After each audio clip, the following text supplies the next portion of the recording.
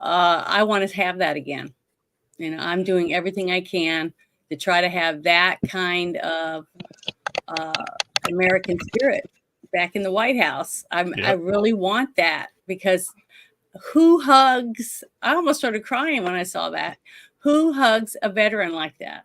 But a person that actually has feelings and cares about where we've been and how we got to where we are today, that type of thing. Because I'd hug them. See, that's in me. So he's doing something I would do to any of you, right? Or even at a thing at a church, someone I didn't ever even know.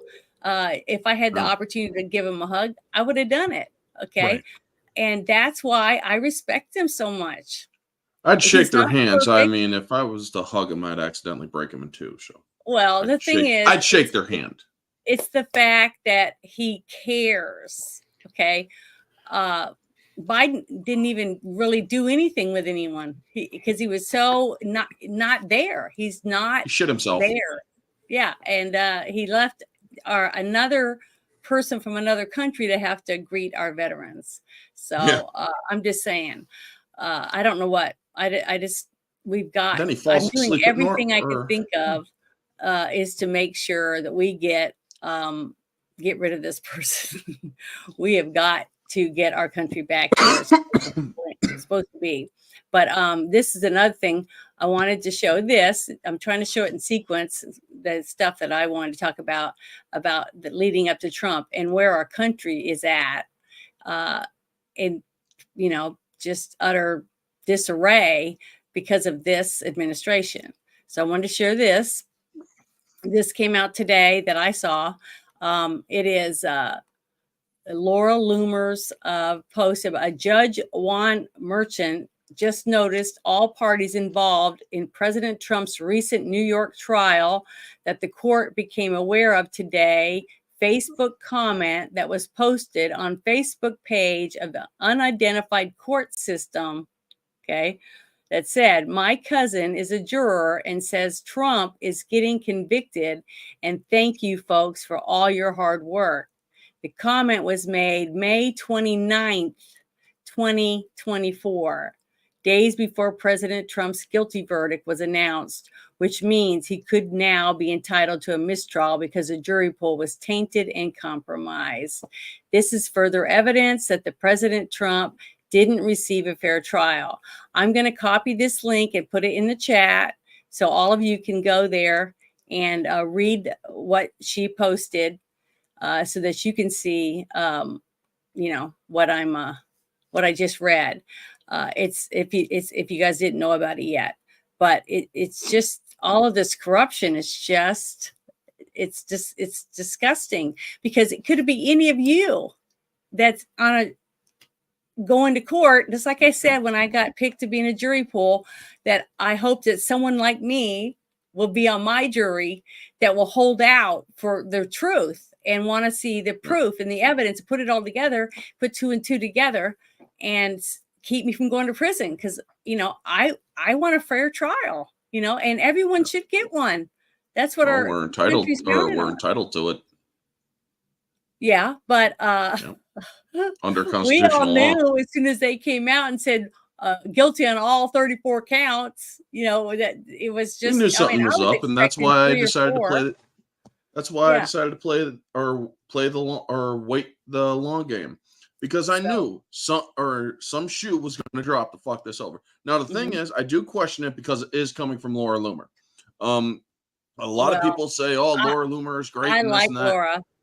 I do too, but the thing is, I don't always agree with her journalism because it's fringe at best. And here's another thing: why isn't every other fucking person reporting on this? If this is actually happening, why isn't Tim Pool? Can I say one thing about that? Go ahead. About the news? Okay, every time they talked about Hunter Biden's laptop on the news, you could pretty much go click, click, click, click, click on your remote to all the different news channels. Are all saying false information from Russia. False information. I'm not talking about them. What I'm trying to say is that's why nobody's talking about it. Okay, nobody talks about anything if it's going to make Trump look good. Fox would get a hold of it. No, Fox they would. No, they wouldn't. They fired Tucker. As bad as the rest of them. They fired Tucker. They show Yeah, their they fired everybody. They show their true colors. They show the true colors. They show the true. No, they show the true colors. They have left wing in there. They actually, or they're actually more. They Mainstream. actually allow different opinions and shit, but they are more or mostly right wingers on that. Or no, they're mainstream. Panels. They're just mainstream. But I also don't fucking trust it or a single one of them, including They're not Kayleigh McEnany. Laura Logan and Laura Loomer. I would trust both of them before I trust anyone at Fox News. So true. I mean, the thing is, I'm at right now. all of them push the democracy bullshit, and it's like, fuck off. I mean, for fuck's sake, Kayleigh McEnany, you were in the fucking White House when Trump was there. You were his fucking press secretary, and you fucking call this country a democracy? Shame on you. Well, but they yeah, all do. This whole thing. Every single news channel says democracy, democracy, democracy. Why do they do that? Because they want to change the thing. And over and over again, everyone else starts saying it. Yep. Okay. And I've many times tweet after tweet when Tucker says it on this thing, I say, we don't live in a democracy. And for the record, Tim Pool's IRL cast today is talking about this. They are? Well, yeah, that's because Laura Loomer is on his fucking thing. Otherwise, he wouldn't fucking touch it. I mean, honestly, Tim Pool's a fucking idiot. And it's from New York, so they don't want to admit that could be a bias, okay? Unless it's against Trump or someone else they hate, like us, any of us. That it's just ridiculous. But okay, again, well, I'm gonna bring up this other thing that I was wanting to talk about. But to close your point there, again, it's all about the convicted felon aspect. Yeah, they're going to push that story. And if they say if they say mistrial, then they're going to basically say the left will say it was rigged, somebody did that on purpose, and the right will say, see, it was on purpose, so that it'll be continuing the narrative of the argument. When we're not looking at the real issues that are going on with the possibility of World War III, the possibility of the things that I brought up that are now coming out regarding what the government's doing, what people are doing regarding the migrants, what people are doing regarding the economy, what they're lying about every single day. And it's basically, it's mass confusion, be it the news, be it sports, be it entertainment. It's all about bickering, not trying to come up with solutions. So they don't want anyone to agree. Correct. What? Which one? I want to address John M for a second. The last one. I didn't like Tim's I didn't like Tim because I didn't understand his delivery. That's all well and good, except the thing is he is making several freaking jokes. I'm sorry, I am going to put it in quotes, because when he's saying that I won't support anybody who doesn't support free speech, I won't support their free speech. I'm sorry. Yeah. That is bullshit. You are against free speech, therefore you are against the Constitution if you are not for everyone having it. And as far as I'm concerned, if you are saying that only 20% of people, or the 20% taxpayer people should be allowed to vote, I don't always get the freaking I always don't always get humor like that. Thing is, I'm sorry, Tim Pool needs to work on his fucking delivery, maybe, because honestly, he is taking a poll around the whole fucking panel on his thing and saying, only those people should be allowed to vote. Fuck you, man. That's also against the Constitution. That's twice that Tim Pool has spoken out against constitutional rights, man. Now, say what you will. Say that, it depends on, or it really does matter on the context and whatnot. But I'm sorry, Tim Pool is not a shining example of what people should be.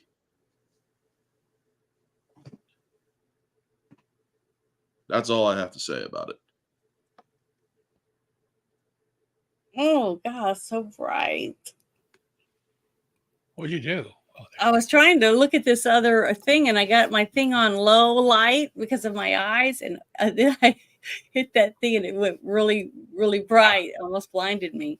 But, I was trying to find this other article, but I'll just open this other one first. Okay. This gentleman here. Do not ban John M. Soy-based. He's not a troll. Yeah, don't ban anyone unless you send me a DM and tell me that who you want to do it and why you want to do it. Okay. This whole thing about David Sachs, that his tweet he posted out about why he's backing President Trump. As many press accounts have reported, I'm hosting a fundraising event for President Donald Trump at my home in San Francisco this evening. I think this was from yesterday. It said, over the last couple of years, I have hosted events for presidential candidates, Ron DeSantis, and he lists, the other people he's done it for, as well as several congressional other people. Whatever. But today I'm giving an endorsement to our 45th president, Donald J. Trump, to be our 47th president by reasons rest on 4 main issues that I think are vital to American prosperity and security and stability. Issues where the Biden administration has veered badly off course and where I believe President Trump can help us, lead us back, basically. The economy, policy, the Ukraine war, the border, and lawfare. This is the one that I wanted to read. I'm going to put this in the chat too for everybody if it wants to read it. The bedrock of political stability we've enjoyed in America over the last 250 years is what we don't accept: attempts to jail political opponents in order to win an election.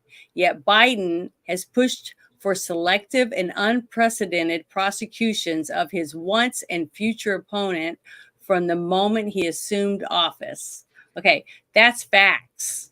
Okay, that from day one, basically, he has done nothing but overturn his executive orders and have people, every single state that he has any say in or money or whatever, to try to take Trump down with court cases, to make him spend all of his money, not be able to, do his campaigning or any of this stuff. So basically, that's lawfare. And it's been happening every single day, every day. We've seen something on the news about Trump is a criminal. Trump is this, Trump does that, Trump. It's wearing people down. So normal, everyday people that may have voted for Trump the very first time, okay, are just tired of hearing him. So they just say, I just don't want to talk about Trump anymore. That's where they're at, because all of the people on CNN, ABCs, CBS, CNN, Fox News, all these channels, that's all they do is bash Trump. Trump's a crook. Trump. It's all, the PP dossier, blah, blah, blah, even though it's been proven fake. And now look what's coming out. The laptop's real. It's now been put in as evidence. Now it can be used against other people in other cases because it is his laptop. The FBI admitted it by putting it in this trial. So, all this they're doing is bringing the truth out. And it's taken, what's shocking to me is that after last night's show, we talked about that, the documents, it was 636 pages of documents, 41 or 42 felony counts in those documents. And they're only charging them with like 3 or something. Right. And, it's pathetic. It's totally pathetic. But, there's nothing we can do about it because the courts are owned by the Biden administration, and everything that you're seeing happening in every state, Georgia, all these different states. I mean, Fannie lied on the stand. She lied and she admitted she took money from her campaign and went on a vacation with it. And what happened to her? She stole her job. Nothing happened. Okay. So if it was you or me, we would be probably behind bars right now waiting to go to court. It's just not fair. It has nothing to do with me being white and her being black. It's because she broke the law and she did it on the stand when she was under oath. And Which they one was did this, Fannie? Yeah, that's what I'm talking about. So it's not just New York. It's in Georgia. It's in Arizona. It's falling apart for all. It's everywhere. Anywhere that this administration has any say at all when it comes to courts, whether it's federal, civil, whatever, it's corrupt. And did you hear about what happened in Arizona with their governor? Which one? Apparently, apparently the governor of Arizona, Hobbs, just got caught taking a $400,000 bribe. No, I did not hear about it. And that would be great to talk about on the shit show. Show that. I mean, find it. Yeah, because that is the kind of stuff I'm talking about. It's the thing is, any person that's been working their whole life, they're paying their taxes, they're taking care of their families, they're just trying to go to the grocery store, send their kids to school, follow the letter of the law. You are the enemy. Because if you stand up for freedom, this government hates your ass. They want you dead. They want to take everything you have and take all your rights because you are on the wrong side. You know what this is basically the idea, because Katie Hobbs had issues, and remember that one time that first mysteriously she wasn't governor, and that for a period of time a few months ago, and then no one knew what was going on, and now this. Basically the same thing with Eric Adams when he was basically accused of kind of campaign finance reform, and the Biden administration went after him because he came out against the Biden administration. They're trying to get him in line. This is a tactic to get people in line, losing lawfare against their own. The Democrats are running scared because Biden and the DOJ is doing this. So the corruption of the government is running very, very deep. So that's what's going on here. So anything... Again, we can see it as, finally she's getting it, but they're getting her out of the way so they can put in more communist Marxists in there. That's how it works. We have to be very, very cautious of this because the government's doing these things now and they're going to ratchet it up because this is just the beginning. We're only in June. We still have the conventions coming up, and I don't know if you want my opinion on something, but again, I think the fact that they did this on purpose because, like I said, they want Trump. They want people to believe convicted villain, make it a mistrial so that they throw it out. They just want it out there because, again, this will be overturned on appeal. And if it is deemed a mistrial, then they can retry it without going appeal because it's just a mistrial. And then they'll leave it like that, leave it ambiguous that basically, Trump was convicted, but he got thrown out, and you'll have the left side saying this is a sham that they did this, because again, it won't stand the muster. They know that, so then they to cause to stop the confusion, because remember, the conviction did not do what they wanted to do. They wanted basically the Republican Party and people to say Trump's bad. That's it. It's over. But it bolstered him. He made $200 million after he got convicted. So they're going to throw it out so that we can shut it up, because the whole idea was people were saying, what's going to happen on July 11th? The sentencing is going to happen. What's going to happen? He can't go and he can't see. What are we going to do? And there were constitutional crisis and this and that. It's like, so they all this can of worms happened up. So then now they do this, throw it out there, so that boom, it's now a mistrial, and it's just more people arguing at the same thing and saying, well, it should have done this way, they turned it that way. So again, it's all part of the plan for confusion. Well, not 100%. Only that, they I just put it in the chat, the search query, just look up Katie Hobbs corruption. I mean, they got a bunch of things right now. You don't have it? I do have it. I just put it in the chat. That's the very bottom one? It should be. I mean, I would think so.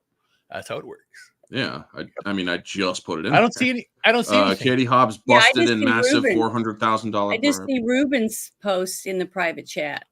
That's what I was asking. Friday night. No, in the regular chat. I meant in the shit show chat. Okay, I'm sorry. Let me put it in the private chat. Let me find it real quick. Now I got to look through the shit show chat and find that. Well, so I just put it in the private chat. So you mean Twitter? You mean Twitter? Yeah, thanks. Katie Hobbs busted in massive $400,000 bribery scandal. First a stolen election, now special favors for donors. Now even the far left Arizona Republic is suggesting An investigation is in order. The beneficiary of Hobbs favors is a pay-to-play scandal. Late than never. Yeah, because like, remember, what was Katie Hobbs' job before this becoming governor? I have no idea. Well, Secretary I do of know State. that she. Or, That's right. Yeah, I do know that she. She's the one. She's the one that certified the election for Trump. Yeah, and for remember, Biden. They were going to court during this stuff, proving that she was signing checks and stuff for her mother to pay off all those fake land deals and homes and stuff like that. Remember, with the cartel, all that was still in the court. And it was her signature on these things, signing her mother's name. So it's like it's tons of corruption, but nobody looks at it. Nothing, and now you don't have Fox News, you don't have any outlet talking about it except for people like us, individual journalists, that are running around trying to get the proof out and show people, like the show I did last night with I can't remember what his name is right this second, this young man on Twitter reading the documents from the Hunter's laptop, and he was on the street with his friend, and they had a list, and they said pick a page between 50 and 636, and he would say 300 or whatever. He'd open it and he would read all the terrible stuff that was in that laptop and was on page 336 or whatever. And if it had like them doing crack, okay, or him picking up a hooker, or him saying he's got to give it to the big guy, any of these certain things, they'd flip this paper over, and then they would give them $5 for each one they had on that page. It was great. It was getting people to read the documents and to understand that this laptop is real. It's not Russian misinformation. It is real. It was the FBI had it for 3 years, over 3 years. Right. And then when it was approached to Congress about this, you had congressmen on the left that were basically saying it's fake, it's a fraud, it's not real, and arguing with the journalists that were going out there and reporting it as real. And the FBI was denying it. And now they're saying, yes, it was real. Just the same thing. Like the PP dossier, what they say, 51 security NSA bullshit. They specialists say it was real, and then now they say it's not real. So again, they lied. Everyone is lying. They're all lying. But the thing is, until somebody gets some balls, elephant-sized balls, and goes in and says, "You're a liar, you're a liar, you're a liar. We're taking you to court. You come for Congress," and then put them in jail. Isn't there a jail underneath some of those buildings? In DC, aren't there jails to hold people in them? I mean, I thought there was. I remember a course or something we took in school. It talked about different things about the different buildings and how they set them up or something. I'll have to look that up, find out. But the thing is, they're not going to do anything. There's no real conservatives left. I mean, they're all uniparty. That's all I see. Where are they? Where are the people? Just like I said the other day, a last shit show, where's all the women with the vagina hats that were running around? Oh, women believe women. Where are they when it comes to all these young girls that were trafficked on the islands? On the what's Epstein Island? They just disappear. They only put their pussy hat on when it's going to help their pussy. They don't give a shit about your pussy. You see, they're assholes. They're not real people. Do you know what I mean? Though, do you understand what I'm saying? They're all out for themselves. Asshole hat. Okay, I'm sorry. I was just trying to get unless they like that. But the thing is that. To me, it's as plain as day. It's like a ginormous sun is right in front of me and we're blinded by it. There's so much proof, so much evidence, and everyone's just putting on their shades and pulling out a beer and just sitting there waiting for something. I don't know what they're waiting on. It's us. It's down to us people. That's it. We are it. We are the warriors. We're going to have to fight and save our country by making sure we vote and then not kill each other. Okay. Work together to make sure these people are held accountable. I don't know what else to say about it. It just drives me insane. But I wanted to bring this up. Real quick. See, where is it? Yeah, right here. This whole thing, okay, that everyone was going on and on and on about how Trump now has a TikTok, blah, blah, blah. You need to follow Trump on TikTok. And so I tried to look at this stuff, and this is what I found. This whole thing. Okay, can you see it? It says, Dr. Phil's entire audience was shocked to learn that TikTok banned their promo video for the Trump interview just because Trump was in it. Yeah. And Trump was the one that was trying to say, don't ban TikTok unless somebody from, the United States will purchase TikTok, and then you guys can keep it open. But if China's doing it, we have to shut it down. But he's always been against China because they're a communist country, right? So I don't know. I don't understand it. They even control YouTube and Google and Instagram, Facebook. I mean, the government controls so many of these apps that you can't say anything or you get taken down, or they make you take down your post. Like I was talking about when I was on Facebook, and why I left is because I was going on, just doing normal stuff on Facebook. This was like right before the election or whatever, and or right after the election. And I was going through, and they had an Antifa person, and they were standing over a cop, and they were cutting his throat. It was a drawing, right? And I was like, what the? And so I reported it, and they sent me back a thing like with about an hour or so, and said, we don't see anything wrong with this picture or whatever, freedom of whatever. I can't remember exactly, because that was years ago. And so I was pissed. So I got somebody to help me swap it around to make the cop on top and the Antifa down below and do the same. It was the same picture. I just swapped it a little bit, but put them side by side and just posted 2 pictures. That was it. Nothing, no words or anything. And they said they almost immediately, almost within 30 minutes, they said I had to take it down. And I was like, why? And they said, well, because it's offensive. And I said, but you guys said this other thing wasn't offensive. Well, whoever that said that shouldn't have said that. So they were gonna take it down. So I took it down, and I changed my picture to Bill Clinton in the blue dress, and then I changed my name on there. I started deleting all my pictures and putting up dumb shit, just because I knew they were gonna screw me over no matter what, because you couldn't. It's just not fair. Okay, they're totally biased against conservatives. So I just started deleting everything, and I left it. And then when I deleted my account, I'm still getting, after all these years, someone's trying to log into your Facebook account. I don't have one. So it's like, I used to have one years ago, but I got rid of it because it's bullshit. Okay. And I wish Facebook, everyone says they hate YouTube. Well, I do hate YouTube, but there's still some decent stuff and a lot of good, decent people still on YouTube. But Facebook is definitely disgusting. I want to see Facebook down the toilet. That's what I want to see. I use Facebook because I actually do. Facebook is incredibly biased. I do agree with you, but I don't want to see it taken down because, well, I have a lot of family that I contact with Facebook and whatnot. No, I mean, not really Facebook, but the person who runs it. Nazis, you're talking about real Nazis. You're talking about curly hair. What's his name? Yeah, Lizard Man or whatever you want to call him.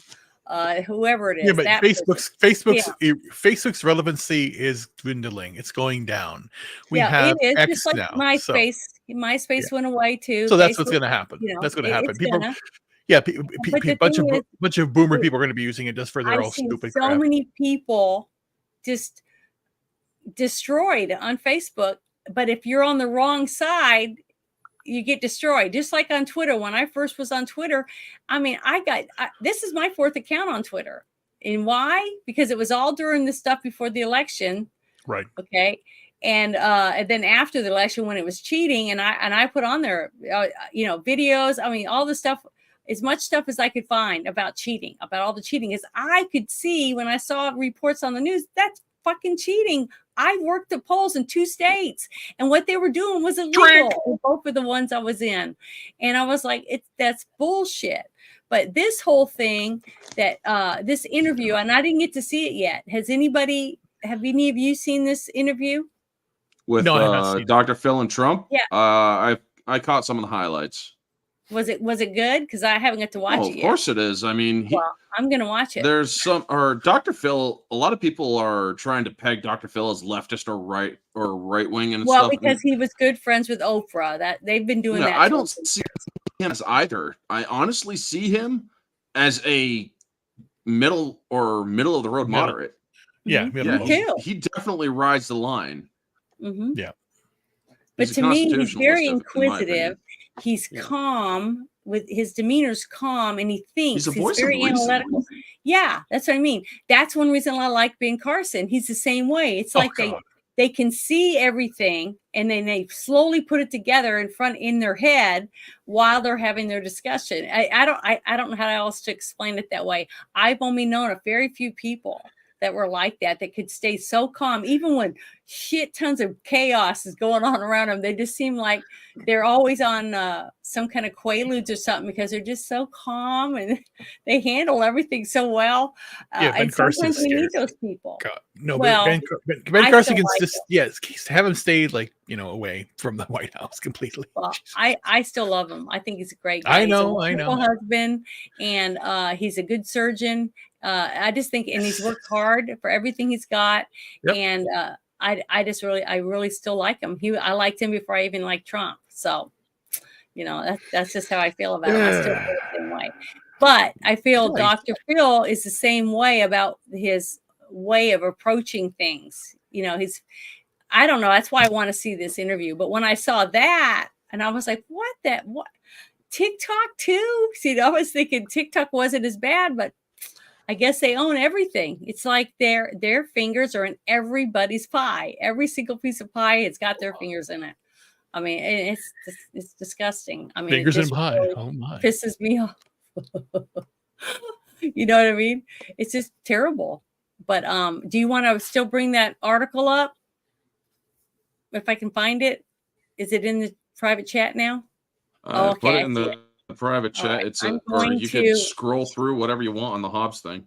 Okay, I'm gonna bring it up. I'm gonna bring it up so we can share it with everybody. Hold on, darn it. Scroll through all sorts of shit with the Hobbs thing. Let's see. Share screen, and here it is. Awesome. This is great. I mean, this is really good. See, some little good juicy tidbits are coming out of all the shit. Slowly, you know what I mean? But it makes me happy. You know what I mean? Little things like this is the reason I'm still wanting to get up in the morning. So it's like, see, stop taking those damn black pills. Well, the thing is that it's nice to see that things that we talked about years ago is finally coming to light, and it's the evidence is coming out that because somebody was sitting their ass on it, just like the FBI sitting on Hunter's laptop. Sometimes it just takes a little bit of patience. Me? Why do you think I wasn't very worried about the whole Trump trial thing? It's like, they're going to find guilty. I'm just going to wait for a little bit. Chances are they're going to fuck it up. Well, the thing is, I said last year they're gonna find something, and they're gonna put him in jail. And I've been saying that, so I knew that it wasn't shocking to me at all. But it doesn't make me happy about it. You know what I mean? But it's sickening and pathetic. Now, what is this right here? I want to see what this is. Testimony outlining the most complex investigation of political corruption. Ooh, this looks kind of juicy. So hold on, let me pause it. Make sure it's turned up and make it bigger. His firm specializes in investigating racketeering and corruption for both the public and the private sector. And he has participated in some of the largest investigations, both in the US and abroad. But with respect to the current matter at hand, In 2006, the U.S. Attorney's Office in Illinois, Idaho, and Indiana investigated the laundering of drug cartel monies through a complex series of single-family home purchases in those particular states. By 2009, numerous real estate agents, escrow companies, and title insurers had been indicted, charged, and convicted of racketeering. And in 2014, our office was asked to review the case file. The reason for this was whether we were asked to determine whether monies from the sale of the properties had filtered to properties purchased in Arizona, specifically in Maricopa and Pima County. We concluded that several real estate agents convicted in Iowa had set up laundering systems in Arizona, and thereafter had transferred the proceeds of sales to the Panamanian corporations.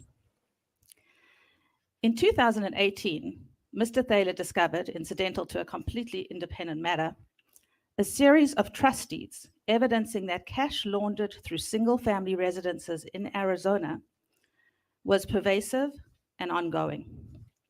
With that, a new investigation began, with the focus being on money laundered and related racketeering activities in Maricopa County, and as well as in several other Arizona counties. We are currently represent several parties directly damaged by these racketeering activities. The investigation originally focused on fake notarizations, fake deeds of trust. That county is very famous. Buyers and or sellers. Yeah, they've got a lot of property in there. as well I'm as other copying companies this. used in real estate transactions, The such as real estate link brokers. for it. I'm going to mortgage put it in companies, title and the escrow in the chat. The thing is, everything that we were talking about, us conservatives, basically. Well, shit, that's a 42-minute video. Holy shit. I know. I'm not going to watch the whole thing, but anyone that wants to find out more about it, I just wanted to let you guys see a little bit about what was going on. But I have been talking about this last year during or whenever it was before the election, before Katie Hobbs She's a won. cartel hag. Yeah. Okay. And we were talking about all this stuff. But see, it's funny how they had all this evidence, but nothing comes out until after they're already in office and stuff. It's just, I don't understand the corruption. It's just terrible. And why more people, I put it in the wrong chat. Sorry. The corruption why runs more deep, I people told you. aren't upset about it. It's like 6,000 years of corruption. It's like people are sitting around with their popcorn just on the boob tube. It's like zombies or just sitting and enjoying the show or something, instead of getting up and saying, fuck, we gotta go out and start, rounding these people up and put them in jail or something. We gotta do something. And it doesn't seem like very many people are upset about it, any of it. And I just don't understand that. Believe me, we are all upset about it. It's just that we don't have the big platforms that can allow ourselves to be heard by many. Well, that's why I'm on multiple platforms, because I'm not on the big ones. But I'm not on Rumble or Rumble fucked me over, so I ain't going to Rumble. Well, I'm on Rumble, and and I'm yeah, also you can do you. on, I'm just saying, Rumble fucked me over. They stopped doing they stopped mirroring my account. Oh, you have to pay for that. I mean, they stopped bringing my videos from YouTube over to theirs. Oh, probably because it costs money. I don't know. Yeah, no, I mean money for them. See, it costs them money. They stopped doing it before they started charging money. Apparently. Oh, okay. So yeah, they kind of fucked me over. Yeah, I didn't. I'm sorry, I didn't know that. But the thing is, it's not your fault. I mean, you could do Rumble and all that stuff. I wish that fucking kid would get a hold of StreamYard. If more people would, stop being glued to certain entities and start looking around to get more information about things, they would see more. You know what I mean? They would find more avenues. And like me, getting to go to these spaces, I've met like the Colonel Townsend when she came on my show and talked about Operation Gladio.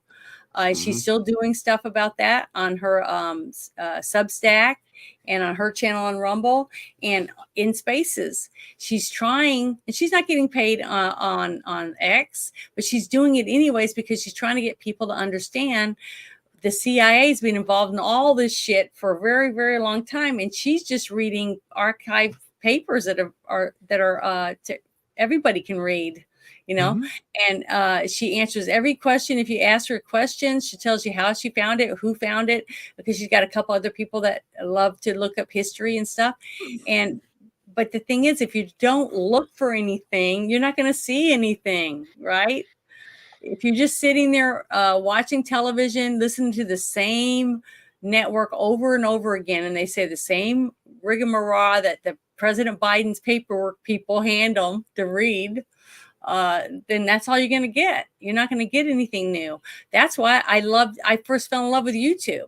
Okay. Because I met both of you there, you know, and I'd be in the chats and all these different other places like Doomcock and, Gary and Geeks and Gamers, all the people that we all met because of these people. Okay.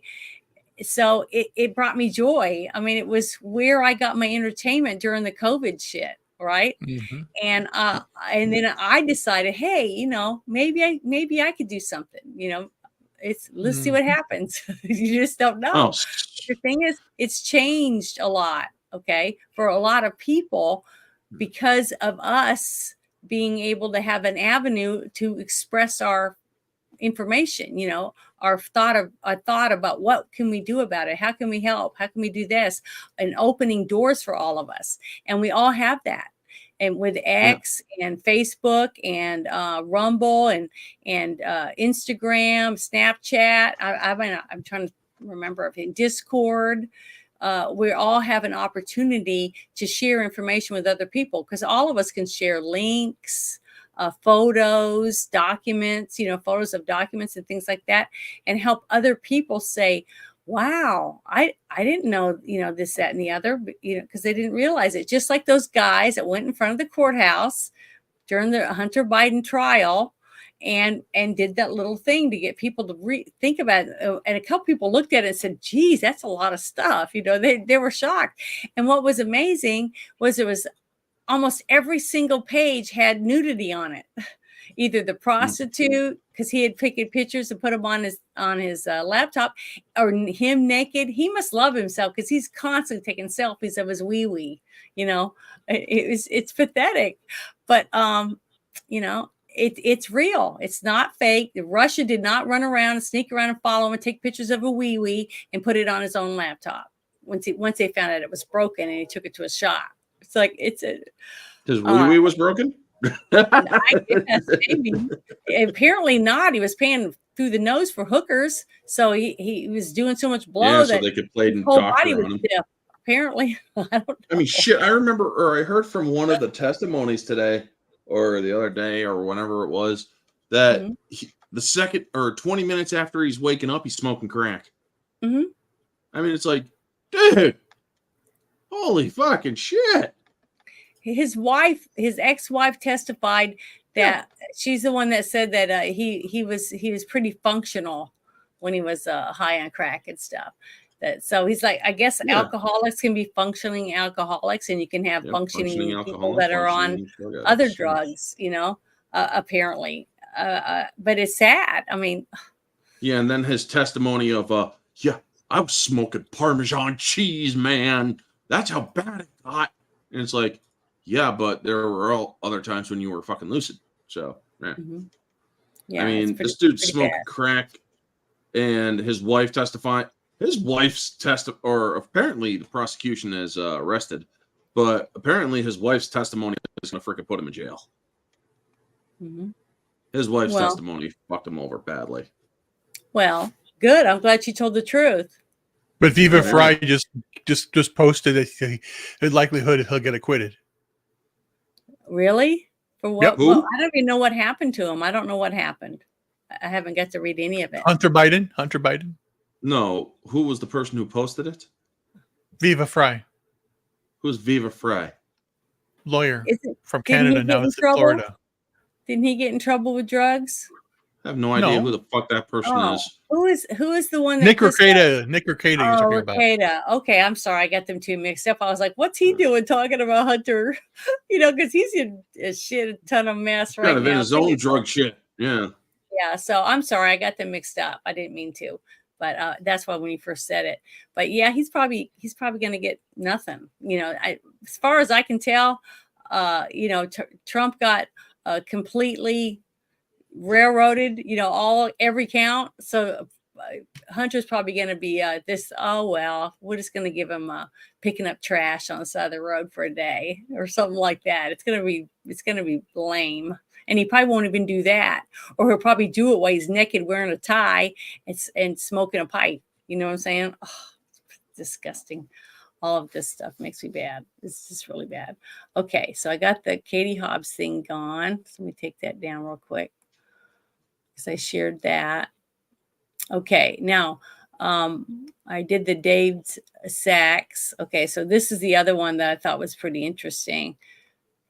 The similarities of this case, it was very interesting to me. Did you guys see this? The President Nixon coup exposed. Yeah, that we knew. I knew that. That's historical fact. I knew that. Yeah, I know, but it's nice to see that Tucker is again bringing stuff to the forefront that other people just don't give a shit about.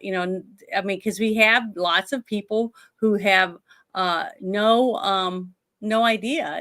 Because they don't watch the news, they don't read, they're on their phone, they're talking to their friends, or they're I don't know what people are doing. I'm always reading, I'm always looking at things, so I don't understand why people just are. But I have a couple sisters that just kind of like they don't want to hear about it. They just don't want to deal with it. They say, I just pray a lot. That's what they say. It's like, okay, whatever. God gave us minds and bodies to do things on our own. You pray to him for strength to help you get through things, but he expects you to do some work. I don't know. I can't believe we were raised in the same house sometimes. Richard Nixon was elected by more votes than any president in American history in the 1972 election. He was the most popular by votes, which is the only way we can really measure popularity, the most popular president in his re-election campaign, and 2 years later he's gone, undone by a naval intel officer, the number 2 guy at the FBI, and a bunch of CIA employees. You tell me what that is. And he's this brand new reporter. He'd never been a journalist at all. He's a naval intel officer, the famous Bob Woodward we all revere, and he's at the Washington Post, and somehow he gets the biggest story in the history of the Washington Post. He's the lead guy in that story. Well, I worked at a newspaper. I've been in the news business my whole life. That is not how it works. You don't take a kid like his first day from a totally unrelated business and put him on the biggest story. But he was that guy. And who is his main source for Watergate? Oh, the number 2 guy at the FBI. Oh, so you have the naval intelligence officer working with the FBI official to destroy the president. Okay, so that's a deep state coup. What else? How would you describe that? If that happened in Guatemala, what would you say? And yet the way it was framed and the way that I accepted for decades was, oh, this intrepid reporter fought power. No. This intrepid reporter, Bob Woodward, was a tool of power, secret power, which is the most threatening kind, to bounce the single most popular president in American history, Richard Nixon, from office before the end of his term, and replace him with who? Oh, Gerald Ford, who sat on the Warren Commission. Now, how did Gerald Ford get to be Richard Nixon's vice president? Well, because Carl Albert, the Democrat Speaker of the House, told him, you must choose him. We will only confirm him when they sent the actual elected vice president away for tax evasion, Spiro Agnew of Maryland. So you have a complete setup, like an absolute. Gerald Ford, the only unelected president in American history, actually sat on the Warren Commission. Something else that I accepted at face value until I looked at it, I was like, that's completely insane. You didn't want to interview Jack Ruby in your investigation of the assassination? Okay, you're fake. Yeah, he was on the Warren Commission. So, sorry for the long story, but the point is, like that happened in front of all of us, but the way it was framed cloaked the obvious reality of it. The people who broke into the Watergate office building, from which the name is taken, Watergate, I think it was 6 of them or 7 of them, all but one was a CIA employee. That's real. It's like, look it up on Google. Amazing. Yep, that's the whole idea. That's real journalism. Okay. That's why I like Laura Loomer and I like Laura Logan. Okay. They actually sit down and go through stuff and see how it all connects like a puzzle. And it's not something that their boss hands them and says, "Oh, I want you to read this when it's time for you to go on," or whatever. It's opinion journalism. Basically, when I watch any of these shows now on any of these news channels, it's like The View. Okay, it's like I'm watching The View on every single channel. They're all sitting around, all cozy on their couch or whatever, and it's like it's all bullshit. And if you go from one show to the other, it's the same topic, the same way they speak, the same words they're using. Democracy. It's they're all paid shills. Yep. No other way to put it. And every single person that sits there and sucks up their information is sucking on a shell. Yeah, and the person I can't remember, they outed Deep Throat. Deep Throat was the informant, and he was actually making it was all created by the CIA. It was all fake to get Trump. I'm sorry, to get Nixon out. Sorry, get Agnew out, then get Nixon out, and put their man in. And again, it's just and insane. To me, COVID was one of the things that they were trying to use to get rid of Trump. Yes, exactly. Okay, so it's like Operation Gladio. I'll say that's that why. again. That's why everything now. January 6th, 2021 is when everything clicked. My glasses came off metaphorically of just concentrating on my own life, because now they poke the bear per me, and then that's why I don't believe anything they say anymore, and I go back, and that's why I know what they did. They sank the Titanic. They got rid of Nixon.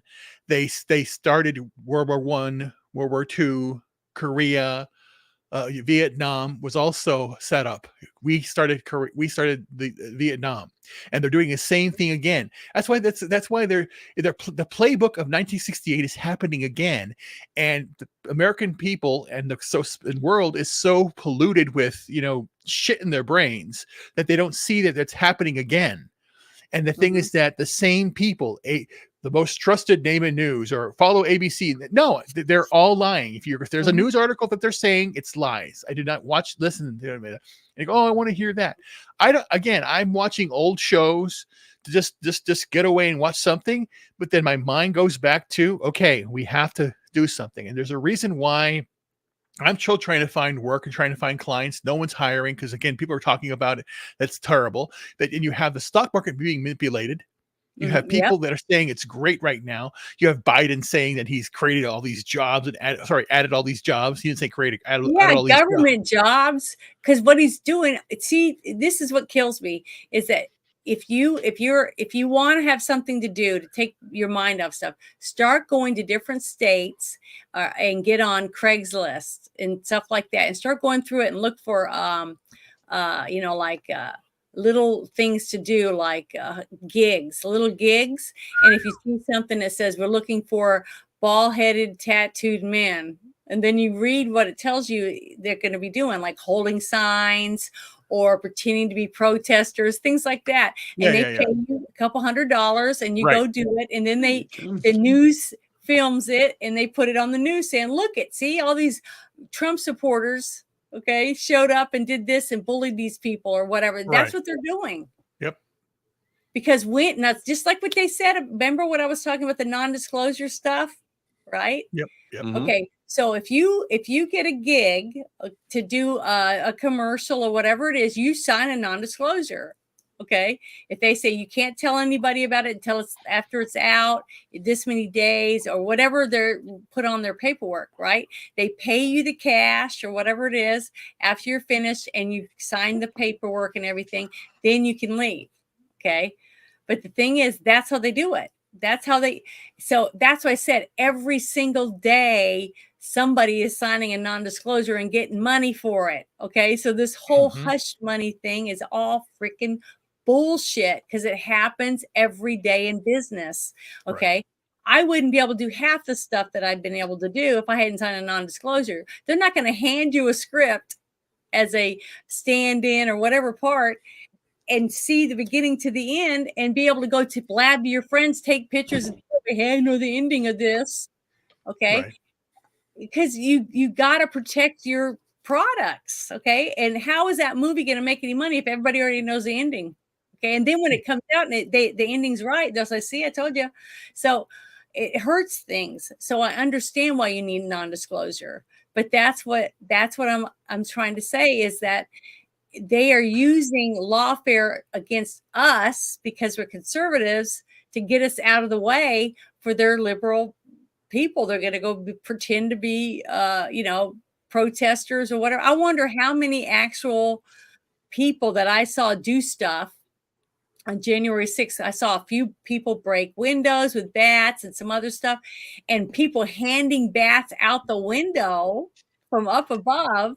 Yeah, that's the fake ones. And that's the thing is they coerced other people. And that's why Ashley Babbitt paid for her life because they told her to do that. Mike, was it Ray Epps? The same thing. And again, they just don't understand it. We have the video evidence, but they try and hide it. The government is doing these things. Yeah, I'm 100% believing false you. flag operations, yes. And they're still sitting in jail. But where are all the people saying these people have not been tried or anything? And not one person has been tried and convicted of insurrection. Right. But they still call it an insurrection. See? Right. That's the thing. It's all brainwashing, and it's working because people are saying, they're saying, people are still saying the PP dossier and different shit. And then when they were talking about the laptop, they were like, what? I thought that was already proven misinformation, Russian information. See, that if they say it enough, democracy, democracy, democracy, democracy, over and over again, people are going to call us democracy, but we're not. We're a constitutional republic because they're not teaching it in school. They're changing all the books. They're taking down statues. They're doing everything they can to rewrite what our history was. And when you and I are dead, every one of us die. The ones that learn from the older history books, all they're going to have left is this bullshit fake crap. That's all every day I see a Biden post on X or a POTUS post on X that I reply, shut the fuck up, you moron. I mean, the way that I see it,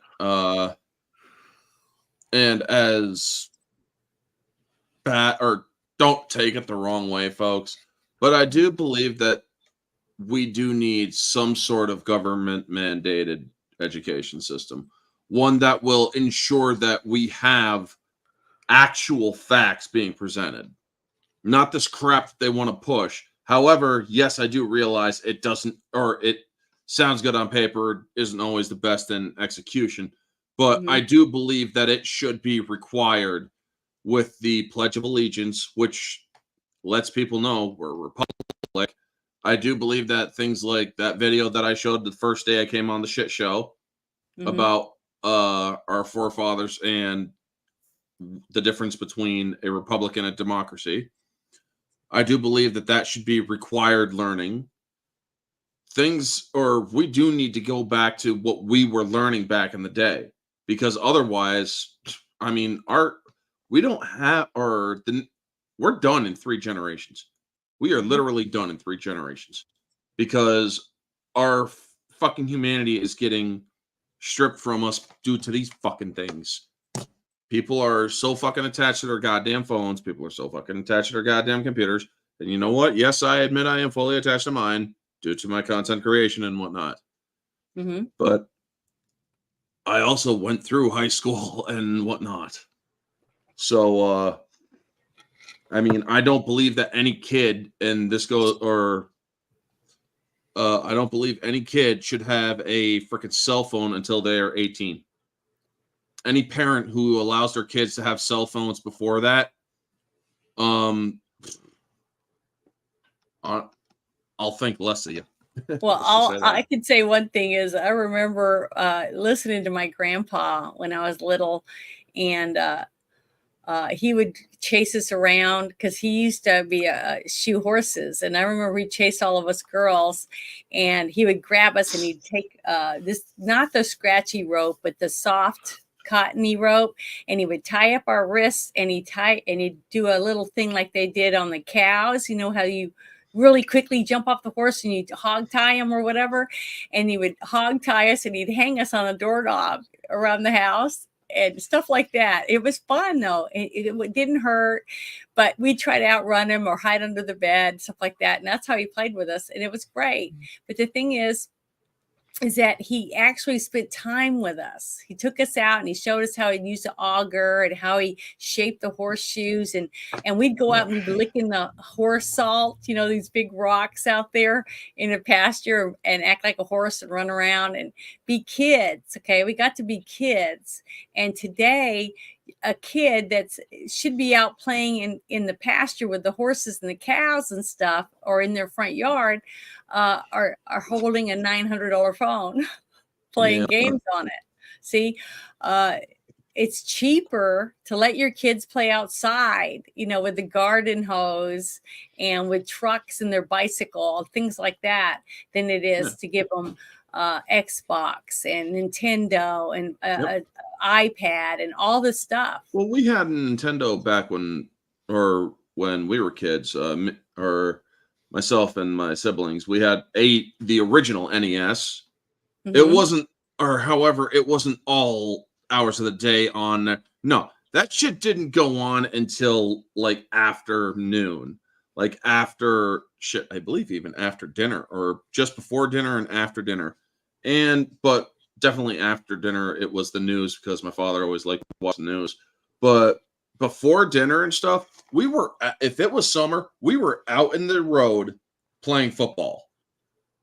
We were out in the road playing football. We were in the yard playing football, messing around, beating each other up and getting beat up. We were walking around town, collecting bottles and all sorts of stuff. I miss that. I mean, kids nowadays, they don't know how adventurous doing all that stuff can be, because they're all so freaking focused in on this shit. And it's like, yeah, but do you live in a city? Do you live in a city? No. I live in a rural area? I'm very much rural. Yeah. Okay. And the kids are still addicted to telephones and stuff there? Nowadays, it's all they fucking do. Yeah, it's all they fucking do. See, that isn't okay. So that isn't so much where you live, it's the parents. You know, if a parent hands a kid a phone and says, "Here, play with that while mommy does this," or whatever, instead of getting a puzzle out or something to put together and sit down on the ground with them, okay? Yeah. You know, and play with them. See, things like that. I did that with my kids. You know, I played with my kids. We played games. We played Twister. We played Stratego. We played, Monopoly. Missed that game. We played all kinds of great games. But I grew up playing games. My mother taught us how to play 42 dominoes. Nice. We played regular dominoes, and she taught me how to play Texas Hold'em. All this different stuff.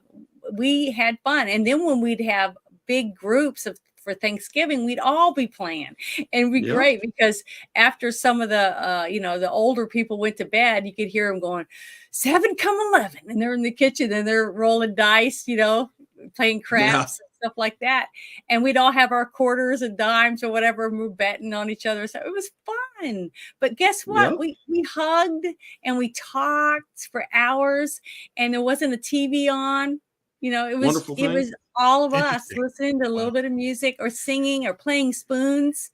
Have you ever played spoons on the table where you lay the spoons out and you get like 2 decks of cards, and you take the cards, okay, and you pick a card and you say, oh, I got a 4, right? So you hold the 4, and as the cards come around, if you get 4 4s, you put your 4 cards down and you grab a spoon off the table, but you try to be as quiet and calm as you can. And each time a person doesn't get a spoon, they're out of the game. So then you take another spoon out and you put it back on there, stuff like that. And we used to do potato races where you put a potato between your knees and you'd run across the room as fast as you could and drop it in a bowl. And because we didn't have money. That's old school shit. Poor. Yeah, that's old school. Yeah, but I never did this. Okay, these are just games. You did that?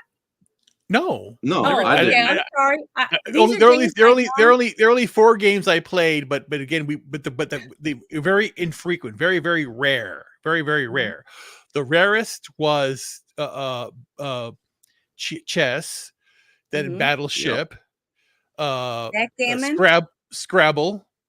Yeah. No, we didn't play backgammon, and checkers. That was it. Those are the 4 games that I played. Checkers but that was the rarest. That was the rarest thing. And then above that, I loved it. I had a great childhood. And I tell people that all the time. I was so lucky. I had wonderful family. You know, I still feel that way. And I just wish more people could do that, because it's fun to see other people's faces when they're laughing and smiling, and they're real people. You're not getting it from watching a TV show and a movie was like movie night was great. I remember we would my mom would buy some movies because they were really cheap. Like she'd get 5 off the cheap rack or whatever. And we didn't know what it would be. It was always some, like, I don't know, like the movie 9 to 5 or something like that on VHS. And my dad started buying those giant round disc things. I can't remember what they were called. And he would buy stuff like, nature shows or whatever, stuff like that. So we'd sit around, my mom would make a whole bunch of popcorn and pour it in paper sacks that you got from the grocery store. And we'd fold it down and we'd sit there and we'd watch these shows together, stuff like that. We did stuff, as a family. So I was lucky. When it came to power outages and stuff, what did you guys usually do? Because when it came to power outages for us, for my family and whatnot, if it was raining and pouring out, we had a front porch. We got our ass on the front porch to watch the lightning and stuff. But if it was down in down in Liverpool where my aunt and grandfather and aunts lived, we watched the lightning from a front porch. But it was a closed off front porch. It wasn't open like our front porch in my house where I grew up as a kid. But oh my God, and at night, if we were awake at that time, we just shut off the lights and just talk. We would just talk in the dark. It's a beautiful thing. Your house would get lit up by the light. Those are good memories that you have, right? Because you got to share feelings. I can remember shit from when I was like very, very, very young. I guess I did the different opposite. My brothers did that stuff. They went out. My brother rode bikes and then motorcycles, and motorcycles, and and shooting and all that stuff. And then my younger brother did, he would do research and he would play his instrument and stuff like that. I did the same thing, and I do a lot of reading and listening to music. That's basically it. And then me would be like going to the movies. That's why I love the movies. I would go see the movies. It'd be like I would go every week to see a movie or see several movies on the weekend. See, that was your personality. That's what you enjoyed. Yeah. My sisters all when they wanted to pick a movie, they'd all want to pick like a romantic comedy or something, and I'd want to pick Godzilla.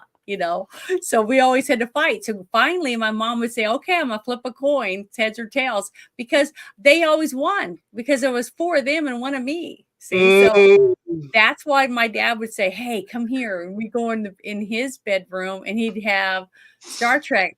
We can, lunatic. Tapes. We can. We see your stuff like that. By the way, on X, yeah, we see it. He's kind of wondering why we haven't seen it. It's like you call never played Uno. Fireflies, dude. Yes, Uno. Uno should be required for parents to teach their kids the value of disappointment. They have to learn you are going to get pissed off. You are going to get very angry, and we are not going to show you any mercy. You need to learn it's a very unfair world. Yeah, Never I'm played it. sorry. I'm sorry, Luna. I can't. okay. It's hard to reply because I have to close my area out where I'm at right now and go to X and write it in myself. Just highlight it and address it. Yeah, I've That's been how you trying do to it. do that. See, like this. See, I can bring you Yeah. up and say, see, Yeah, like highlight. that, but I That's can't highlighting. respond back to you over there Yeah. because it's Well, hard. It's hard because I have to have so many different things open, for Rumble, X, YouTube. So all that stuff. But yeah, we used to do that when I go to my grandpa's, and he had a house. It didn't even have siding on it. It had that black tar paper because he built his own house, and it was nice. So it had a really big porch and everything. But he would go out and milk a cow, okay, and he would have all that cream, and it's not separated in there on the top, right? And we put a bunch of ice in there, and then my grandma would put like a whole bunch of scoops of sugar and cocoa, I guess cocoa in there, and we would take turns sitting and shaking and shaking and shaking and shaking that. And after like 35-40 minutes, we would have really good milkshake. It was so good. Mm-hmm. It was delicious, and it was really awesome. It was fun to get to be a part of making it. And then also he had one of those old churning things to make ice cream, and we'd have to keep putting salt. The old-fashioned churners, yeah. And my grandma would bring all the cheesecloth with all the stuff that they took off of the top of the milk, and she would dump it in, and we'd put strawberries or whatever it is that we picked from the garden and made stuff like that. So that's the stuff that we did. And that's where I learned how to ride a horse, because I went with my grandpa and I'd hand him nails and stuff while he shoed horses, because I thought it was cool. My sisters thought, they didn't want to go. And that's how I got my horse. We were at a place and he was shoeing like 6 horses, two sets, I guess were teams or whatever that they used for whatever it was on their farm. And there was this really spindly looking colt, okay, that was out there. And it was, just looked really bad. And Grandpa, I was asking him about him. He said something about, whose colt is that? Where's the mother? And they said they sold the mother. And he told me the colt didn't look like it was old enough to go without drinking the mom's milk. And he said, I need to get this little colt. Just for the comedy aspect here, in 2017, the U.S. Dairy Association did a poll. Yeah. 7% of people polled believe that brown cows produce chocolate milk. For real? Yes. Well, they didn't. I just looked it up because you were mentioning that, and I was basically going to go. I knew it was a pretty high number, and that's high. I think anything above like 1% is high. So it's like, and remember everybody, those people vote. Yeah, but there's so many people that believe so many things. Like I've had people still say something about my chickens, because I say, well, I have them in the coop. I go get some backyard chickens, and you can get a bunch of pullets, because they can sex them for you at the place if you pay a little bit more for them. And Right. they have other things too. They have sex links where they have a dot on the top of their head, Right. Different markings to help you So pick they're Indian chickens? the females, right? And they'll say, well, how would I have baby chicks if I don't have if I don't have a rooster, how the chickens lay eggs? And I was like, well, they're just like us. We're born with all the eggs we're ever going to have.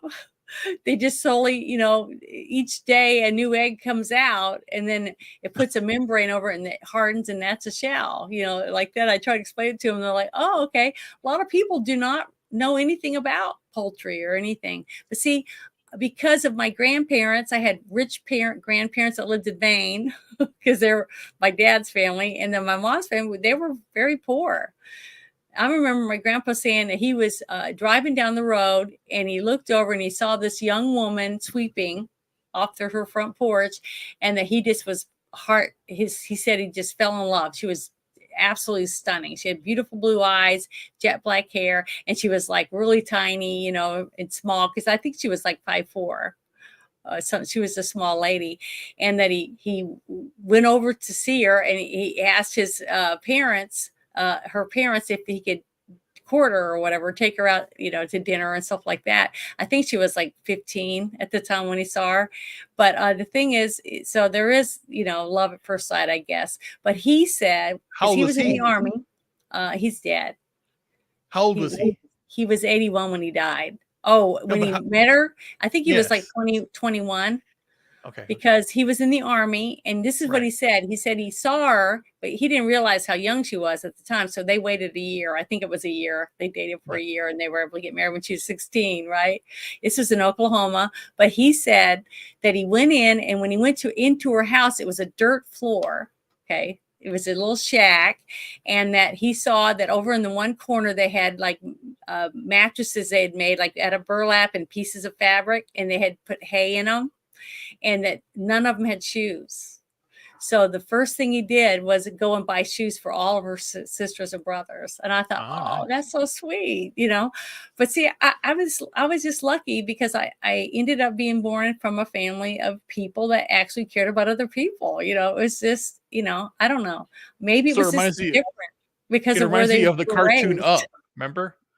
Remember Up, when they got when they got married, and he saw the tubes at the wedding, yeehaw, all the southern. Yeah, I thought that was an adorable movie. That was really. But that's what I'm saying. That story reminded me of your parents, because again, it's like the father is the side is all. That was my grandpa. Very just got an interesting. Sorry, Grandpa, very quiet, and what happened? That's how my dad met my birth mother. That one. No, this was like a couple of weeks ago or something. Oh, was it? Where was it? Or I'm talking about something else. But we just got an interesting topic. Chat. But it's just I just want to be able to drive down the road in the neighborhood and see kids playing out in the front yard again. Same. With parents sitting around or having those little like I got to do it because we lived on a base. Oh God. Where they had the barbecues and everybody's got their barbecues cooking and people are walking around and mingling in the little circle of houses with all the kids playing together and stuff, where we used to socialize with our neighbors. Squirt guns. Like I miss squirt guns. I would love to see that again. I mean, because I got to grow up and see that. Lunatic means Miss Extra Large Alabama. Just kidding. Oh, yeah. Sorry, but yeah. And Maryland with the man. Oh my God. The man from Maryland and Jabba the Alabama Hutt. I'm sorry, but this shit should not be allowed in Miss America. I'm sorry, folks. I'm not going to hold back here. I'm fucking chubby myself here. So I get to make those all the other contestants. She did. She probably did. I mean, pretty big. Christ. I'm sorry, like folks. A boa constrictor. This bullshit. You are picking somebody who is supposed to be the epitome of beauty for your state. A man is not the epitome of beauty for a Miss America contest. That's a freaking man who happens to be apparently married to a that's fucking Maryland. Marine. That's Maryland. Maryland, whatever. But fucking Jabba the Hutt being the fucking Miss Alabama. I'm sorry, but there was like every other woman there was a lot more prettier. And you know what? Hey, I've seen some heavyset women who are pretty. Don't get me wrong. I have seen some heavyset women who are pretty. So yes, there is that. There are some women out there who are pretty, who are heavyset. Yeah, we talked about this in Spaces this morning. Was one of my friends, Gadsden. He had a space, and he was talking about this topic right here that we're talking about with this man that won by tucking or whatever. And pretending to be a woman over all the women for that position to be in the Miss America pageant, right? And I'm like, if that anything like that ever happened with my daughters, okay, at school, or because I remember, them sending notes home saying they're gonna have alternate lifestyles taught, blah blah blah, different things, and I would say my kid's not coming to school that day.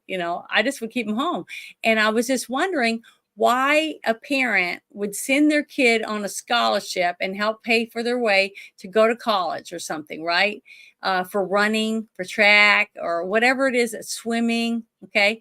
And then you find out that your daughter isn't going to be eligible maybe for the Olympic team because they can't compete with this person on their team because they can't win. They can't get the points they need to go to the other teams to be able to be competing for, the higher up stuff. That's how it works. Okay. Because it's always this one person dominates everything. And it's not even a real woman. Okay. It's a guy. Well, speaking of the Olympics, remember back in the old Cold War days, when you had the East German teams and you had them were like all roided up, the women, I'm from East Germany, and it's like those were like as close to I remember they did a lot of tests on them to see if they were on testosterone or something. Yeah, exactly. So it's like so that. then now are they gonna allow that now? Someone says I'm a woman now. I mean, because you can't drug test these people to be in the Olympics because they are on drugs. Hormones. They're on hormones. Yeah, they're on hormones. So how are they going to get around that? Yeah, that's the thing. That's the big crazy thing here. It's like you're drug tested for, and then they're on hormones. Yeah, but see, that just shows you the government is bending the rules for some and saying a big F you to everyone else. Right. If you worked for your whole from 5th grade up to you graduate from high school, now you're in college, right?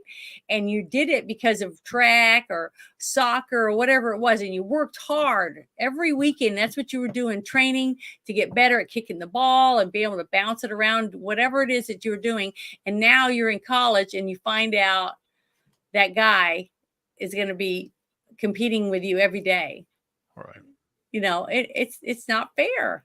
And I wouldn't want my daughter to be in those things. I would say, no, my daughter's not being on that team, or she's not going to play with you guys.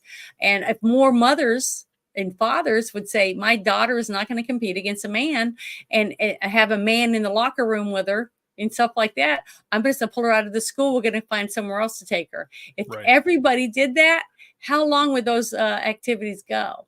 Not very long. But see, just like what happened with Bud Light, you got a buttload of people pissed off, not spending their money and speaking out against something. It made a difference. But see, when you have people just sitting on your ass saying, oh, well, there's nothing I can do about it. Well, there is. You get on your Facebook, you get on your other things that you're on your phone 24/7 and tell them, hey, we're going to get this group of people and we're going to not go to these teams. We're not going to do it. And if only 3 or 4 people show up to each of the things, they don't have a team. Yep. Okay. And guess what? They're going to have to say, well, you have to make your own team. If you want to play ball and there's like 4 transgender people, gather some more transgenders that want to play and you have your own team. So you can have your team of transgenders playing against other teams of transgenders. Okay. Because it's not fair for a young woman who's not on a bunch of meds and isn't built like a guy with man's muscles and man's bones and more narrow hips and all the different things, because you are physically different than a woman, period. Doesn't matter how much makeup you put on or how many ribs you have removed or how many boob jobs you get. You're still a guy biologically. So your muscles, mass and stuff is different, and you will not be able to compete with women. It's just, fairly, it's just not going to work. It's wrong. And I really hope that more people will stop saying, my daughter's not going to be in that. I mean, I don't know how many men have daughters, but I can tell you right now, every man that I've ever talked to that has a daughter, they would say, F that shit. I'm not even going to let her date. They're very, very protective over their girls. But when it comes to this, for some reason, we just turn around and look the other way. I don't understand that. Yeah, I know. No more scholarships for girls or something. No more women. Why is it called a Miss America pageant if you're not a woman? Exactly. Why don't they just call it America pageant? And anybody and their brother can wear whatever they want and go up there and do a show for it or something. See, I don't know. It's sad. This whole thing is just pitiful. I don't know where we're going to end up if something that doesn't happen. And a lot of people are saying, oh, it's all going to get better when Trump is elected. I'm like, all right. It ain't going to be an immediate fix, folks. I know, but if Trump is elected in November, right, we still have all the way to January. And a lot of shit can happen. That's right. So that's what I'm saying. Us Americans have to start taking some responsibility in our own towns, in our own states, and fight for what we have in our states, and then once we own our states, then we can start saying our governor, our senators, stuff are all going to go there and they're going to stand up for us instead of them. So once we start doing that, that's when we'll get our countries back. And we have to keep holding our people that we put in office accountable for everything that they say they're going to do. If they say they're going to fix the roads every week, would you see that pothole still there? Call them and say, hey, I still got 4 potholes on my street. You guys said you were going to fix them and they're still sitting there. And then you had the next door neighbors all call. Everybody on the street should be calling every day. When are you going to fix the pothole? When are you going to fix the pothole? Same thing they do. Democracy, democracy, democracy. And it works. But see, they band together and they get what they want. We're all out doing our own thing and we don't get shit. We don't get what we want because we don't ask for it and we don't fight for it. We just kind of like go, well, I don't want to hurt anybody's feelings, or I don't want to do this. And I'm like, fuck somebody's feelings. We need to start fighting for what's ours. Exactly. I just wish we'd just do it more. But okay, let me see what this other one was. I was going to bring up. Okay, I did that one. Okay, and I did that one. So that's it. I'm out. So what was it you guys said you had? You said you wanted to talk about something, Orange Hat, in the chat. We already talked about the Biden stuff, so. We did? What it was. We did. I mean, didn't we talk about him at Omaha Beach in Normandy? Well, I just mentioned that his wife had to take him out there, but didn't you have a video or something you wanted to show? I mean, it's all over Facebook, or not Facebook, but Twitter, folks. I mean, I'm pretty sure. Yeah, but half these people might not all be on Twitter. They might just be on YouTube. Well, let me pull this. I mean, like your friend that we had last Friday, he's not on Twitter. Yeah, Junebug. Okay, so there's a lot of people that aren't. Bruce just came back to Twitter and he's barely on here, but there's a lot of YouTubers that are not on there. I love you too. She's so sweet. Sorry, it's a girl thing. See, right here, Papa Cotton. See, he would have been on the news by now, tracked by the FBI. I hope that never comes to anything like that. But it's up to us. I say that, I know I sound like a broken record, but it really is us that's going to have to do it because they're not doing it. Look at them. They're still sitting on their ass and people are still sitting in there from January 6th. So that just tells me as soon as all that shit happened, that was what made me go, bing, uniparty. I mean, I don't trust any of them. It's like maybe five that I would actually listen to what they have to say and stuff.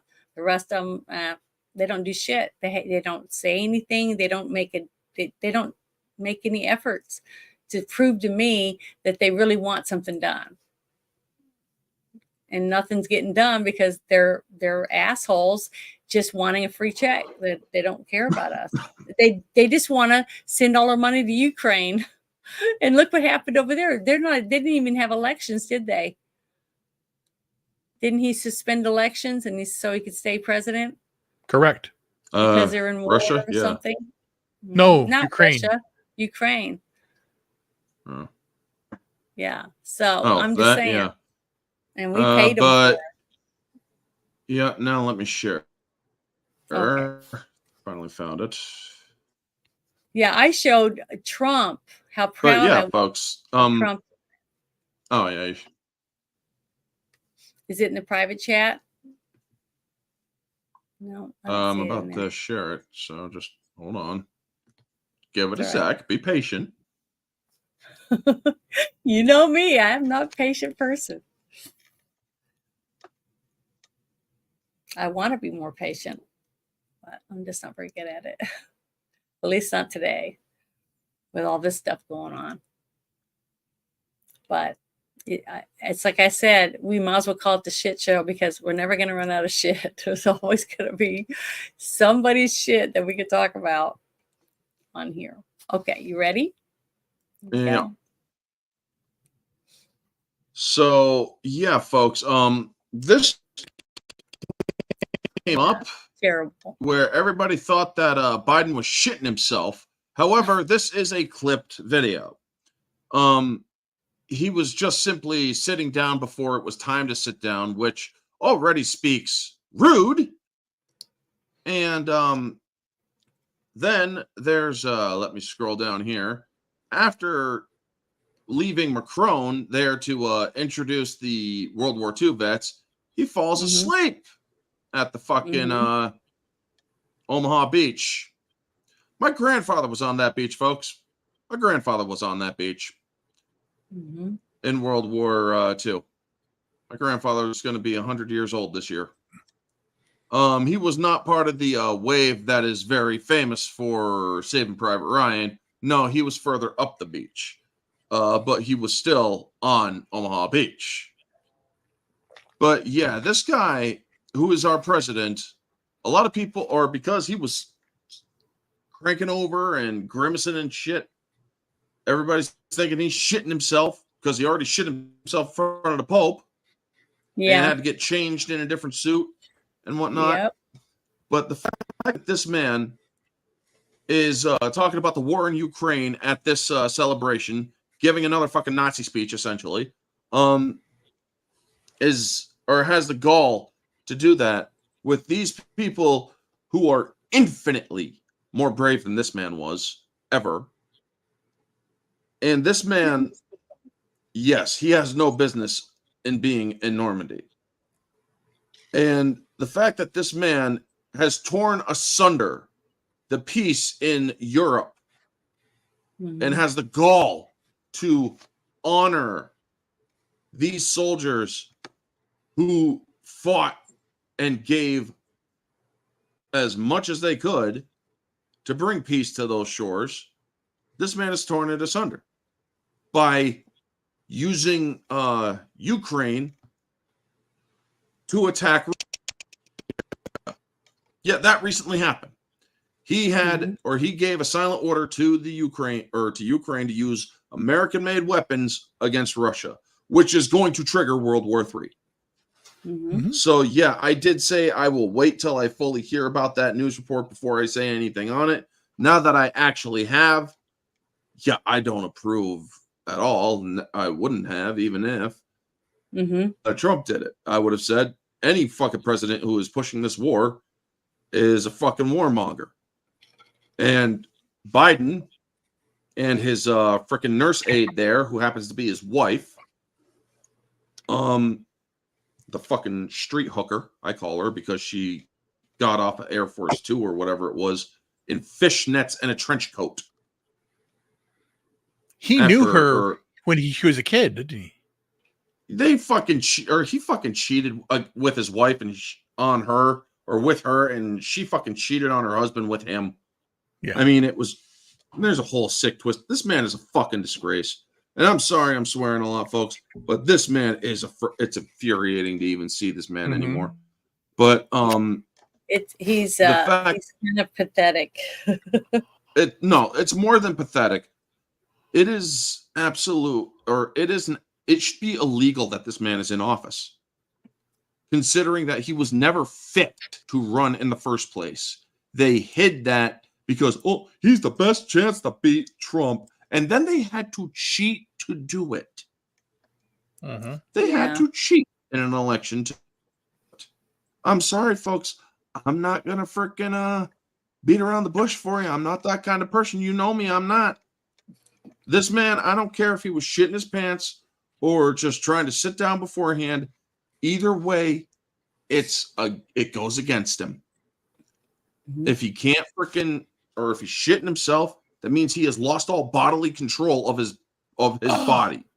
If he is trying to sit down early, it means he can't even stand to respect our soldiers from World War II. And now he's getting fucking lost after they went to change his diaper, apparently, or whatever the reason why they ushered him off stage quickly. Give him a shot so he'd wake him up like he wouldn't be at Bernie's. And yet it wore off in a heartbeat because now he's down at Omaha Beach catching some Z's. It's like, it is, I can't say what I want to say. I can't say what I want to say because I would get us all kicked off of fucking YouTube. Well, don't say it then. So I'm not going to say it. Just I'm not going to say it. Chat so we can see it. But yeah,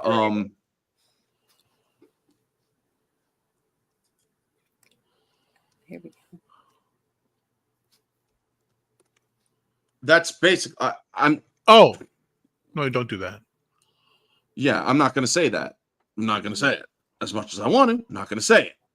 Mm-hmm. But the fact of the matter is, this man belongs nowhere near the Oval Office, nowhere even near Washington, D.C. He belongs in a Delaware retirement home where he is sucking on freaking ice cream all day to keep his dementia at bay. By the way, folks, you know how he's always going out for ice cream? How he's always sucking down the cones and catching some chocolate? That's a dementia treatment. Look up ice cream treatment for dementia, and you will learn a very, very interesting fact. They're using it to keep him as sharp as possible. I cannot wait for Trump to debate this man whenever in this fucking month. There won't be a debate. Remember, we already made a bet on this, a gentleman's bet. So I'm still saying there's not going to be a debate. I'm saying there will be. She's saying there isn't going to be. Yeah. The bet. Well, we're not going to discuss the terms. But yeah, I want to put it. I want to put it the night of the debate or whatever. If it's on there, close to our show, I want to put on there on YouTube. I'm going to do the voting deal again because I don't think he will. I really don't. I don't think he's in debate at all. But we'll see. I think he will, and he's going to lose his mind because they're going. Yes, they'll have the ability to cancel out the microphones to shut Trump up and whatnot. But I guarantee you, Trump is going to work him up into such a frenzy. He is going to lose it. He is going to fucking lose it before the American people. You're the and then it's like, I'm sorry, what'd you say? I mean, if I was Trump, I would work him up.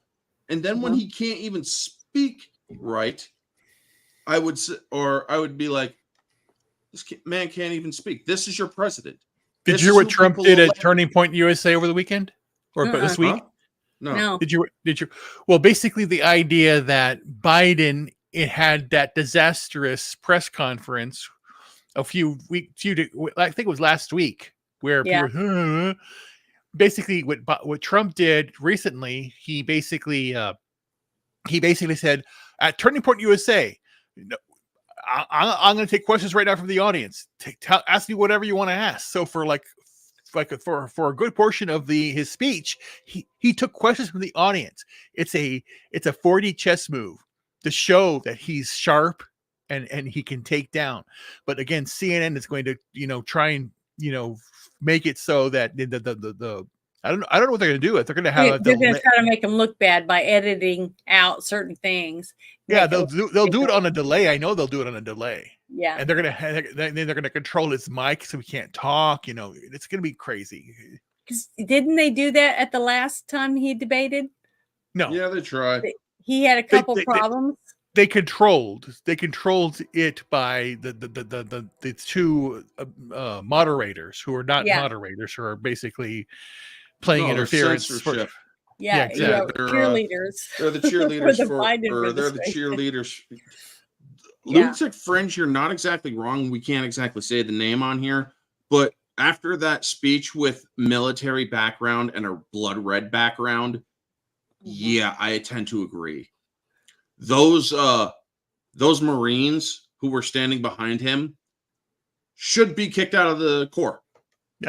All I heard was da da da da da da da da da. Yeah, that was pretty. I was hearing the "Be Prepared" song from Lion King and pretty sure I heard marching sounds. And does what he's told. Okay, basically the best he can, and whoever is in charge is setting up all the colors and the speeches and what he wears and how they set up the furniture and everything. So I just don't know. I just wish I knew who it was. Who's the puppet master? You know, that's what I want to know. Right. I would love to hear. Who do you guys think it is? Anyone in the chat, give us throw something out there and let us know who you think the real puppet master is, because everybody kept saying it was George Soros, but I don't think it is. George Soros is freaking on a deathbed right now, sucking down oxygen. Well, you know, like his it's candy. His camp, it's Obama's handlers. There's Ron Klain, Valerie Jarrett. There's and then a lot behind the Obama administration in there too. Yeah, Why does Danny Milner sound? Why does that name sound familiar? He's on Twitter. Yeah, I know, but the name sounds familiar. Like, why do I know that? Did I hear it in a freaking? Did I hear it in a movie or some shit? I'm movie oriented. That's why I asked. But see, there's a couple people that believe that saying it's Why is he allowed to be in Normandy? Unfortunately, because apparently some delusional fucks believe this man is president. Yeah, I tried saying. If you need one person, Barry Obama. Yeah, the people that not the Guardians of the Galaxy, but the Legends of Tomorrow had to save from Gorilla Grodd, who literally drops the line, "It's time to make America Grodd again." Yeah. As if they couldn't put too much of a fine point on the picture that they were basically painting Gorilla Grodd, a freaking telepathic ape, as Donald Trump. It's like, shit. I mean, I just want to quote Vivek Ramaswamy, because he said it as epically as possible when he was talking about that fucking loser black dude on CNN who was flipping his shit. Shut the fuck up. Shut the fuck up. I mean, seriously. You all wanted him. You fucking got him. The only unfortunate side effect is that we had to fucking suffer with you before you finally got that reality check, that fucking crack across the face that you all fucking deserve. Yeah, but there's so many that haven't gotten it yet. Some of them haven't. You're right. Not all of them are. Unfortunately, Janet, there are people who are just too dumb to save. And you know what? I'm not going to freaking shy away from that, folks. There are some people I've heard that before. Fucking go down with the ship. Mm-hmm. I mean, there's some times where I feel that Thanos may have had a good fucking point. But you know what? I'm not willing to actually go as far as erasing half the galaxy or half of the universe or whatever. No, however, if I was to snap, I wouldn't so much get rid of people. However, I would get rid of certain idealisms.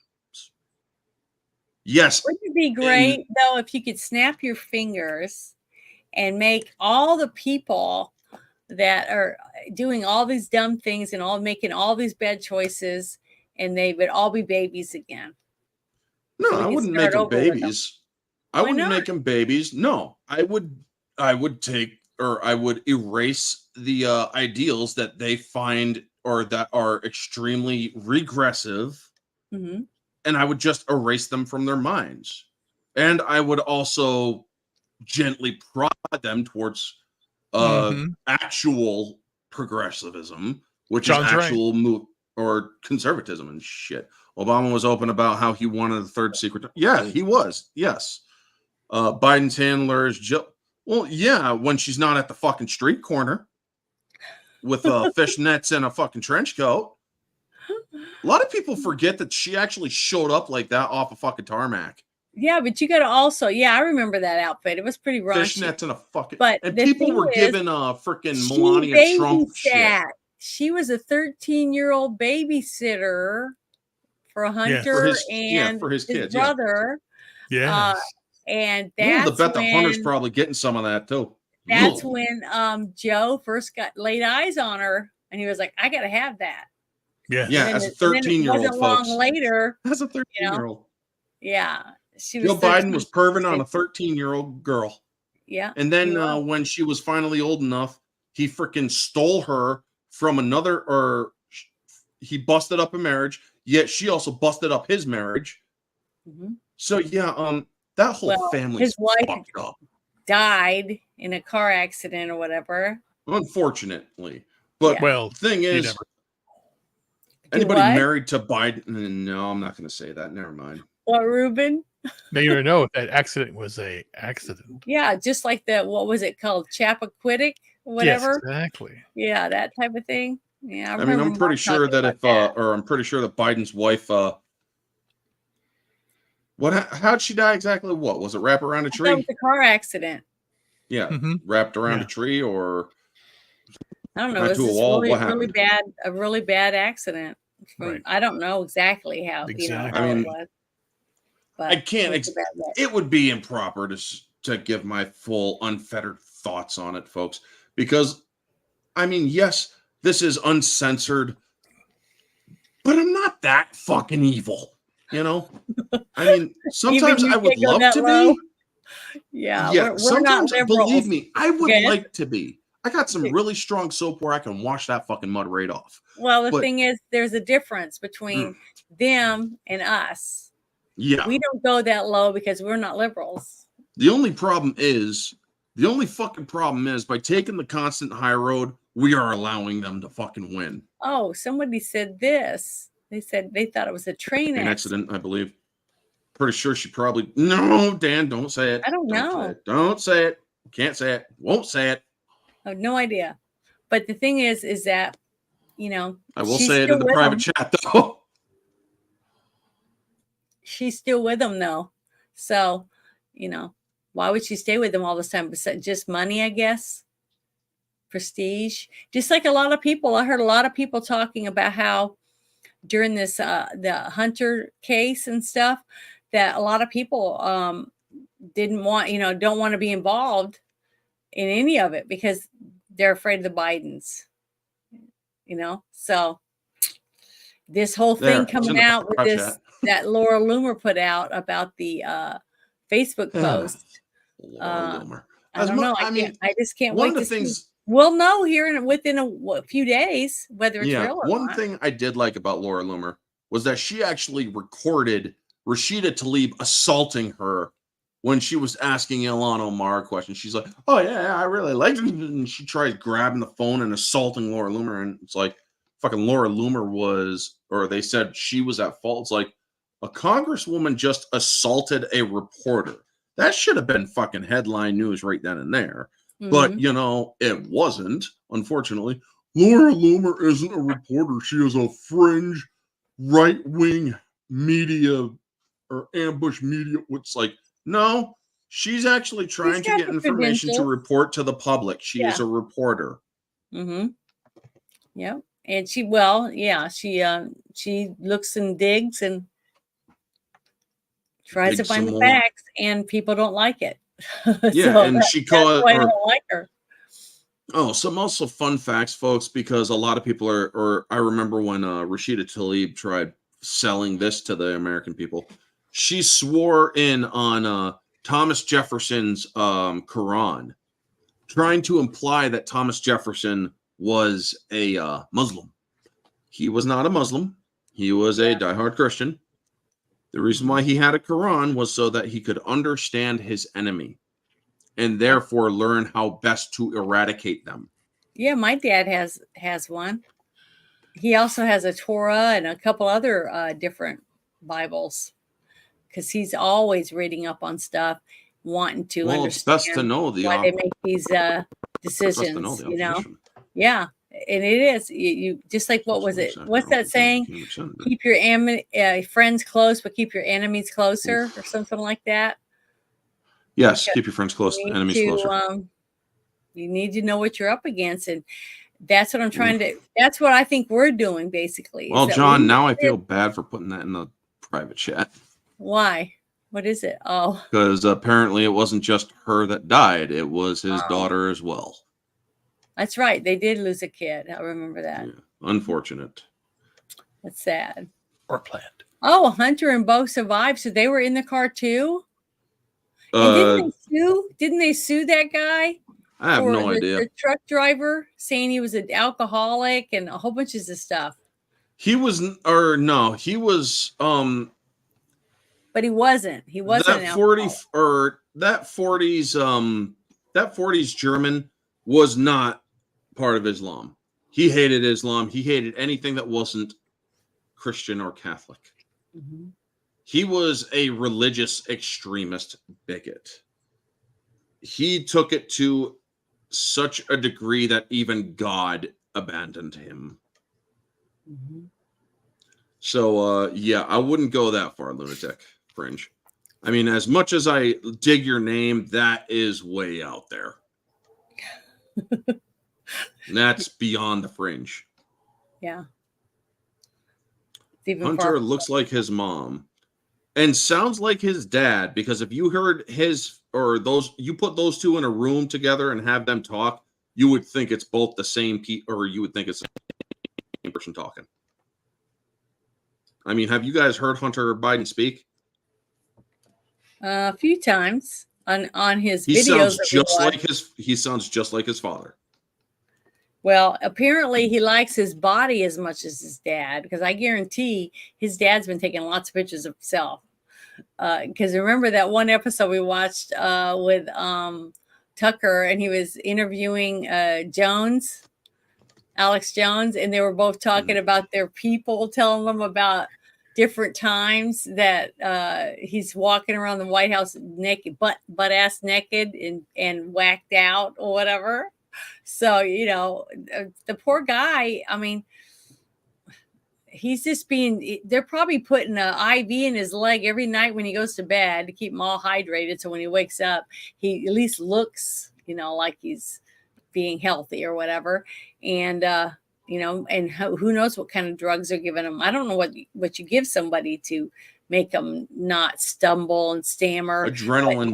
Him when he walks and he shuffles his little feet, you know, when he's walking along and stuff, it's just sad. It's really sad. We all know that presidents get the good shit.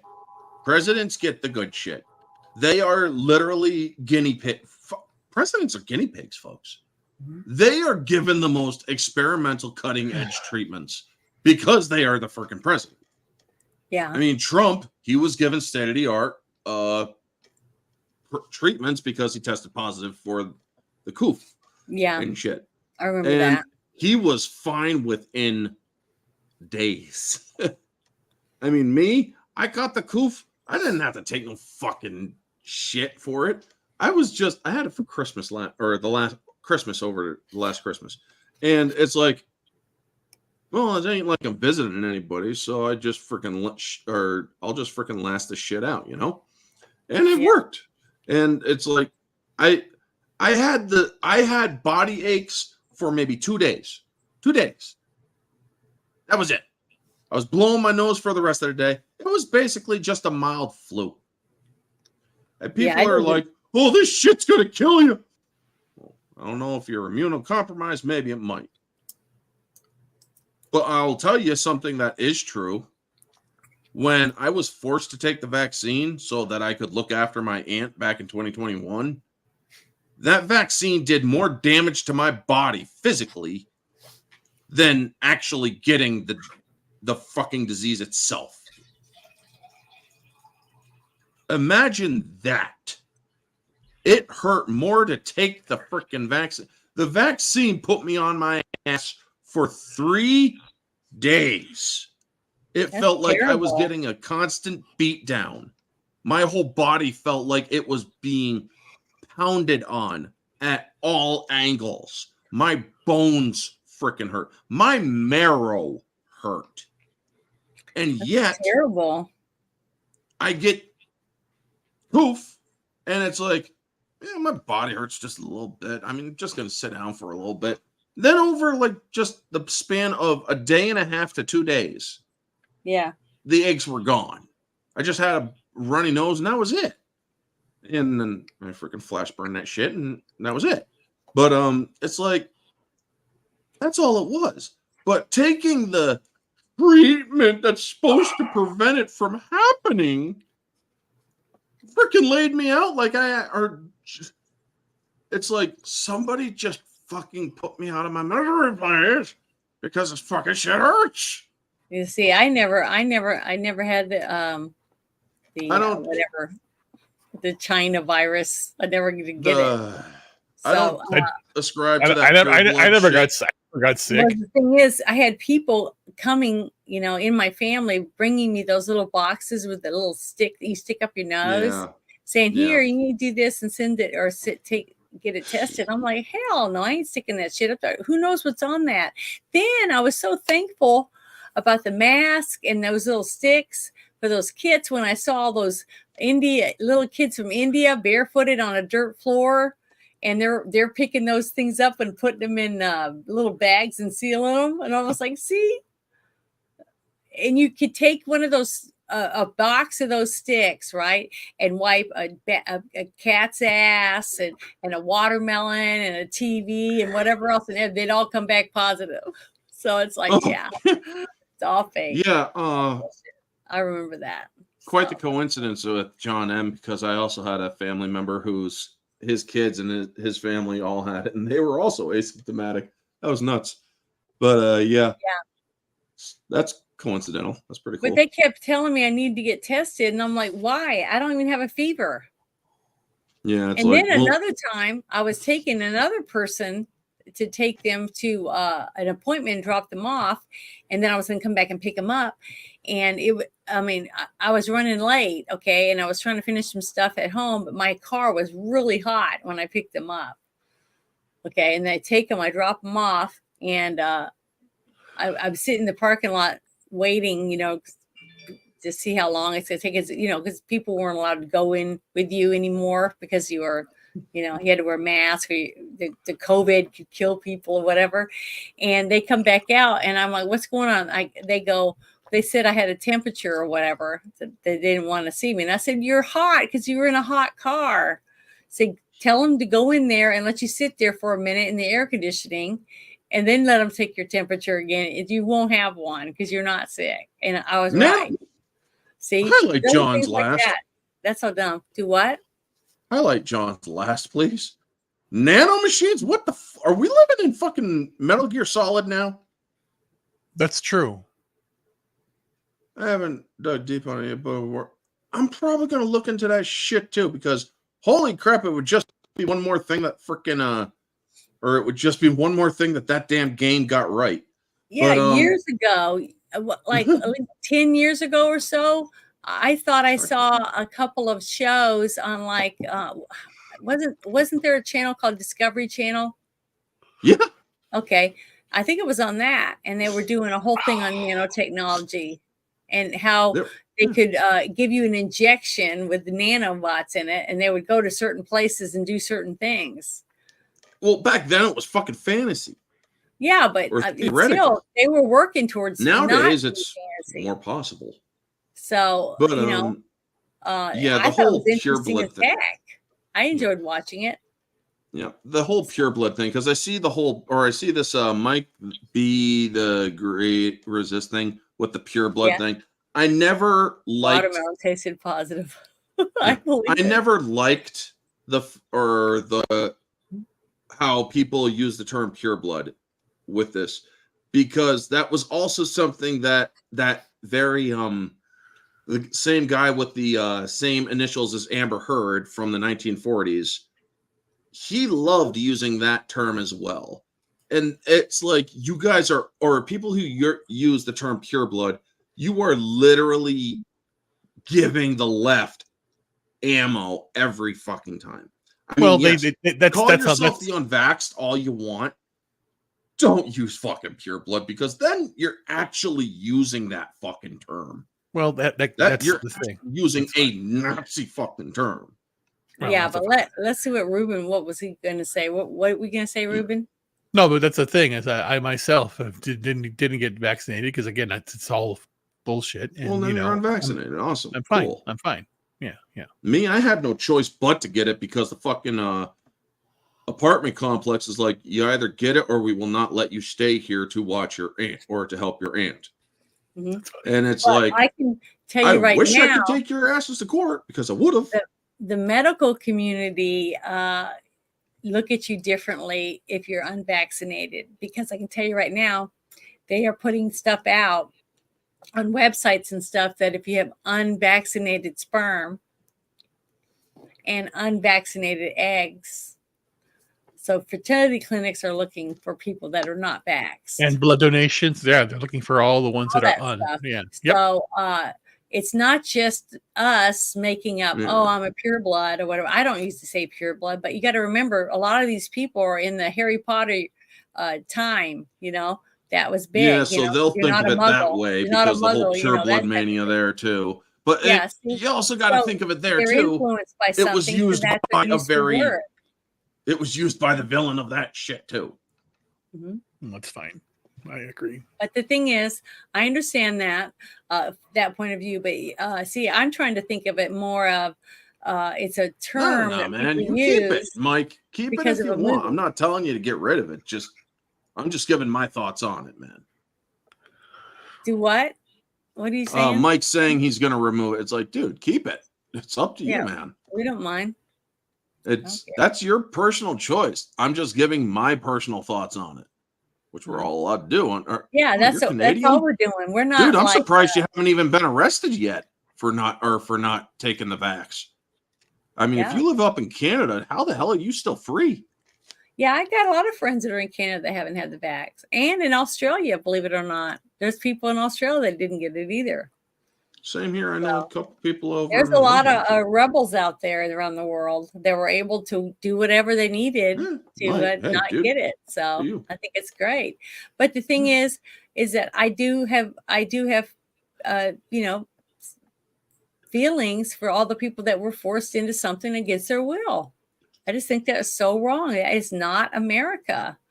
And there's so much stuff, just like when I'm always talking about the woke agenda, they're forcing us to have to sit and watch a show with all these stupid points of view that we all go, what the hell is this stuff? I mean, you don't need this crap in it to make it a decent show, but they put it in there not to make it decent. They just do it because they want you to hear their point of view without you being able to fight back and say nothing, see, because they always win. Because they can say anything they want in a TV show or a commercial, whatever, and you're just sitting there like a zombie watching TV. And who knows if they got those little things going off in the corner, the subliminal things that they used to use like in the 50s and make you want to go to the snack bar, get a hot dog or whatever, all that stuff. Like John's second to last one, the allegedly one. Right here. Yeah. If that's the fucking, I know John personally. I know him personally. Dude, that sounds like fucking Fox Die from Metal Gear Solid. That sounds like Fox Die from Metal Gear Solid. Tell me that doesn't. How many people have heard of Metal Gear Solid? Janet, you probably haven't. No, really? I don't think I've heard. I haven't heard of it. What is it? It's a video game from Japan, of all places. Great game. Well, I have heard of something similar to that. So that might be what you were talking about. Let me explain it. This game has the main character, Solid Snake. He is a clone of the greatest soldier on Earth, was known as Big Boss. Well, in this game, he is given a shot, and it's called nanomachines. They give him so that he can be tracked. It's an espionage game. It's a super spy game, and it's a pretty good game. Spawned a series of sequels and whatnot. However, there's a plot point in the game in which that shot was also a virus that is killing people that you're there to save. Every time you save a couple of people, well, they end up dying from a supposed heart attack. And then it's explained later what this thing does. It's engineered for certain genetics, and then as soon as they're exposed, they're killed due to exposure to the vector or the person carrying the virus. And it's like, you gotta be. So what he is saying essentially with that comment is just sort of describing Fox Die, which was the name of the disease, or which was the name of the virus and shit. And I'm thinking to myself, dude, if they're actually doing, plus nanomachines, what he was saying is also part of that game as well. They talk about it a lot. It's extremely part of the whole thing. And not to mention, the second Oh my God, I should pull that shit up for you guys to watch. Well, what are they made of? What are the nano things made out of? They're nano machines. They're tiny They're made of machines. metal. They help Okay, right? they They help got metal in regulate them. your body temperature. They'll keep you from don't catching you a think cold. it's interesting? Remember when people were first getting the vaccination and they were saying, look, a magnet sticks to my arm. Remember that? Oh yeah.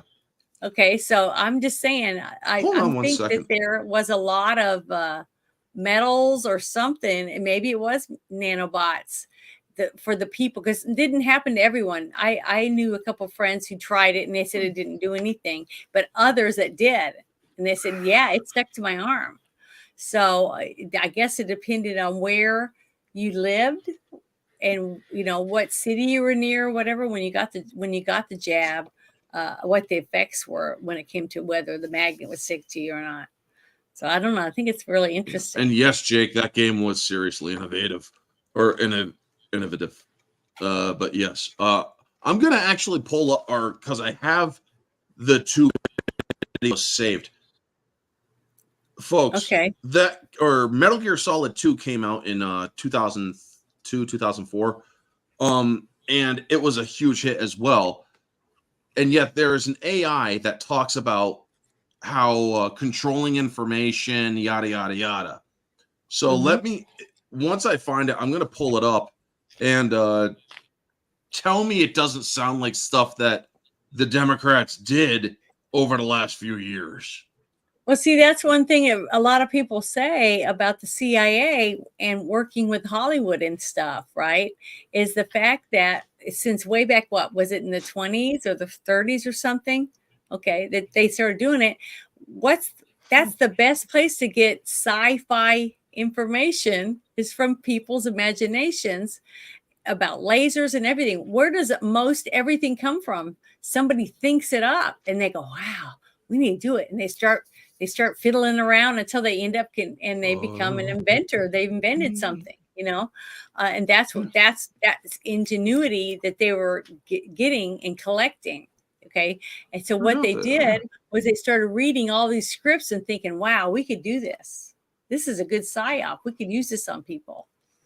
So some of them they'd make into movies, and then others, I think they probably just used it and wrote, procedures or whatever to have these things happen because someone in their imagination had thought about it. It could be possible if the government would do this or do that. And maybe that's where they got a lot of this information and decided to try these things on real people like us. Because if you watch, did you watch Fallout? Did you guys watch Fallout? Okay. That's based on a game, right? Okay. And in the game, the whole thing is fallout from nuclear war, which they did on purpose because they wanted people to buy these underground shelters, supposedly, and they were strategically put in certain areas in certain states. And then each state or person that owned whatever unit they had, they got to do different studies and tests on the people, the subjects down there, because basically they were turned into lab rats when they went down there. They were breathing in certain chemicals, or their food was tainted with something to see how people would react. And then they had one actual thing underground. This is just a game, though, that they didn't do anything to them. They let them just to see what would happen with them. And it's just been interesting watching it because I know a lot of it probably was more dramatic than the game or something, but they said it was like Fallout 4. It's been out. They've made quite a few games, different tactics, things going on and everything. But I thought it was really, really scary that you think about all the details that people had to do to be able to find out who they wanted, what DNA groups were going to be in this one, what DNA groups were going to be in that one, I don't know. It's just interesting because somebody wrote that. Somebody or a multiple collection of people wrote that script, right? So if you think about it that way, that's kind of scary. That's like getting a board of directors on how to demise, the America from the inside out, that type of thing. It's kind of spooky thinking about it, that many people would want to see us destroyed. And a person that would want to do that is either on a death wish and wants to see, you know, as many people die as possible that they can get to go along with them, or they have fantasies of grandeur that they're going to be the king and be running everything, or something. You know, a normal person doesn't think about controlling hundreds of thousands of people and having them at their beck and call whenever they need them for whatever purpose and stuff like that, unless you're messed up. I mean, that just sounds messed up to me anyways. But I was just going to say, I'm really getting stuffed up really bad, and I need to go take some medicine. I just freaking found it. Well, fine. Go ahead and do it. And after that, we're going to have to close it down, because I've got to take some medicine. It's been 2.5 hours almost. So we've done pretty good. Yeah, true. But I can help. Yeah, share my screen. I'm wanting to blow my nose. I get it. My eyes are itchy. So there you go. I clicked on it. So this is from Metal Gear Solid 2, folks. The game? Years on this channel, I have made videos on various topics, but by far the most popular form of video I've done centers on video game analysis. What I think made them so popular is that instead of being your usual video game review, I have focused primarily on narrative. Specifically, I have focused on what I believe are the best stories in the video game canon. For 20-odd years, video game narratives have been demonstrating a capacity to confuse, entice, and emotionally manipulate their audience in the most positive of ways. Most recently, in fact, I've been putting forth the argument that video game narratives have demonstrated such sufficient profundity that they sometimes have matched the greatest stories told in other mediums. To continue our collective celebration of our modern-day digital mythology, I would finally like to give full attention to a game which, I would argue, has the most profound moment in gaming history. I refer to the final codec conversation from Metal Gear Solid 2. While I have done several videos on Metal Gear Solid 2 in the past, I have never given full analytic attention to this specific moment. The main reason why is because somebody has already done so. My all-time favorite YouTube video is titled The Most Profound Moment in Gaming, MGS2 AI Conversation Analysis. Though it was released almost 9 years ago by its creator, Logo Steve, I pondered for a while how I might do a better job than he did. However, given our current cultural context, I believe I have a few other worthwhile things to contribute. The advent of subjects like fake news, the resurgence of rampant political correctness. That wasn't. And our tendency towards online tribalism has imbued this conversation with a much denser sense of meaning. To those who consider themselves gamers but have never played a Metal Gear Solid game, you are obligated to at least listen to this final conversation. Not only will you be enlightened by its philosophical commentary, but you will be terrified by its implications, as I have been for my entire life. Not to mention its accuracy. Yeah. Oh, shit. There's a fucking tab. Hold on.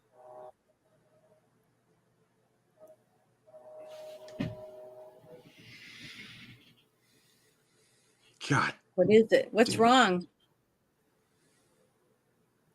Buffering and ads. Can you tell? There we go. Raiden, are you receiving? We're still here. How's that possible? The AI was destroyed. Only GW. Who are you? To begin with, we're not what you'd call human. You look lost. Over the past 200 years, a kind of consciousness formed layer by layer in the crucible of the White House. It's not unlike the way life started in the oceans 4 billion years ago. The White House was our primordial soup, a base of evolution. We are formless. We are the very discipline and morality that Americans invoke so often. How can anyone hope to eliminate us?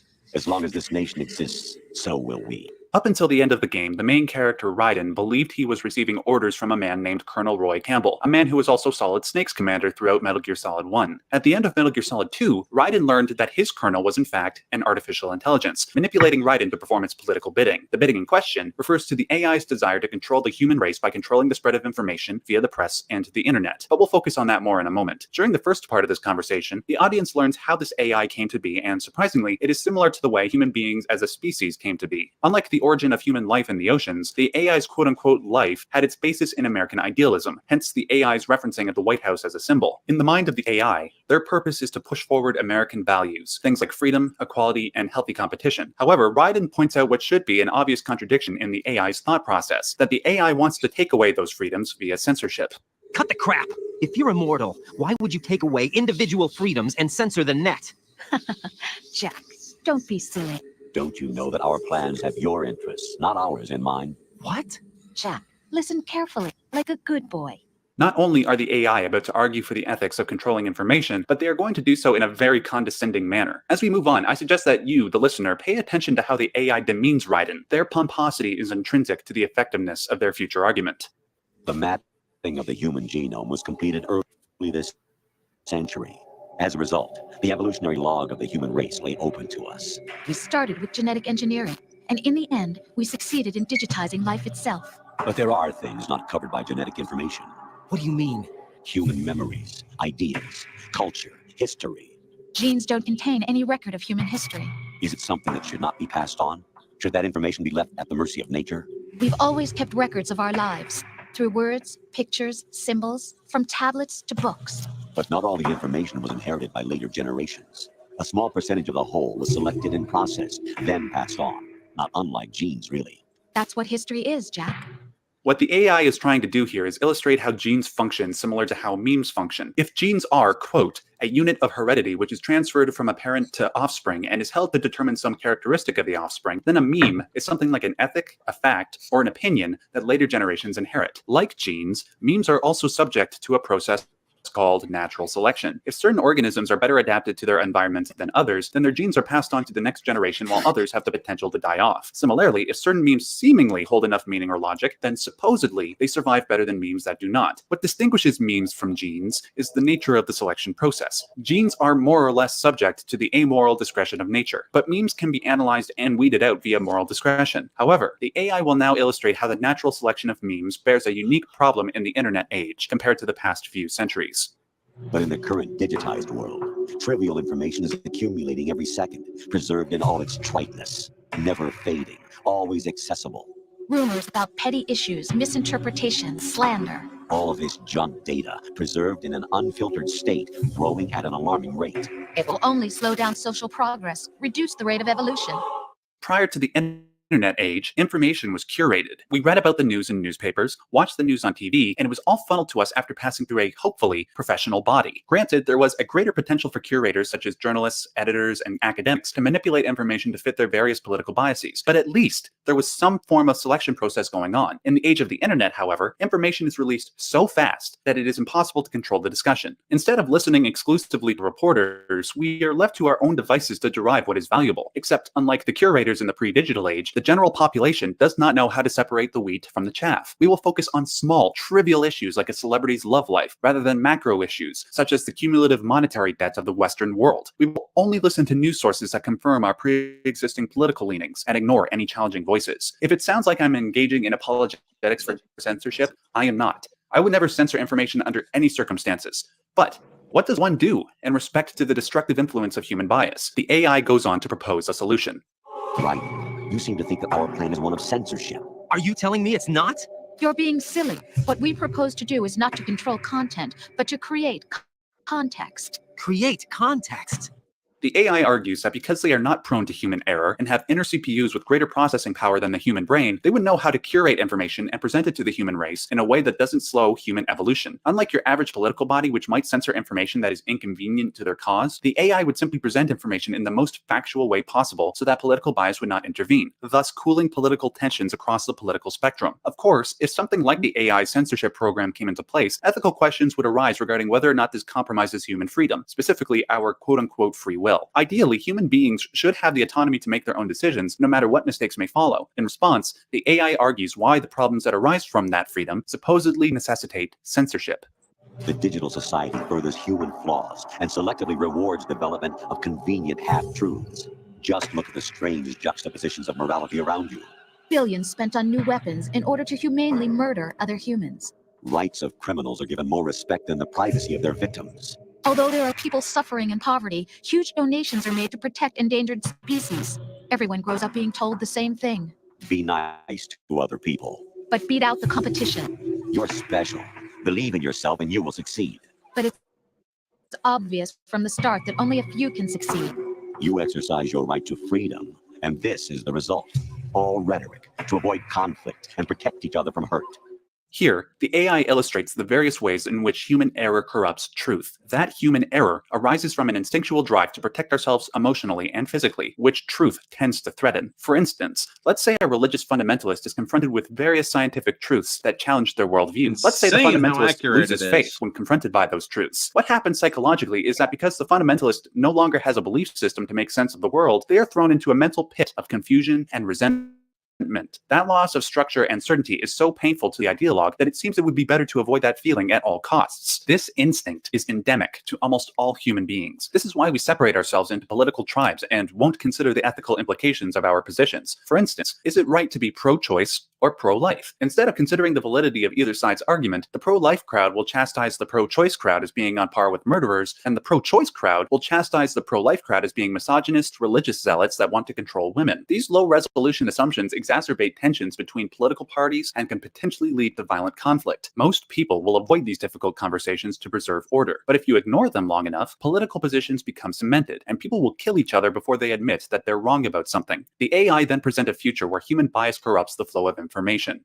The untested truths, spun by different interests, continue to churn and accumulate in the sandbox of political correctness and value systems.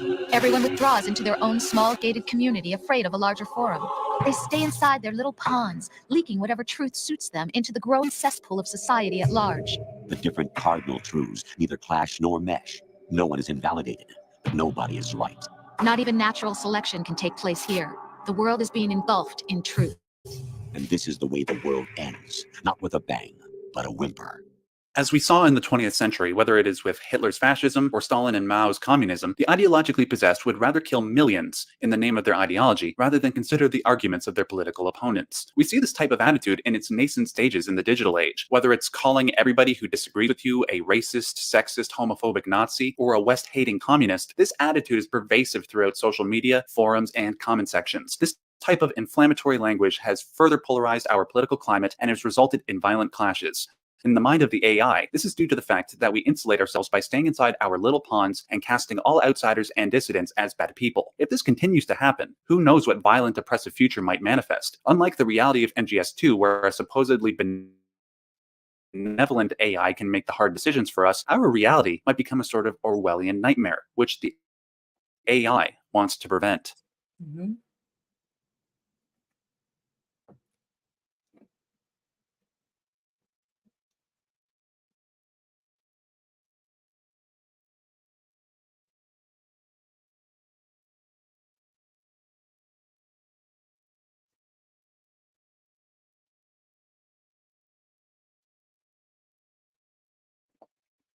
To prevent. We're trying to stop that from happening. It's our responsibility as rulers.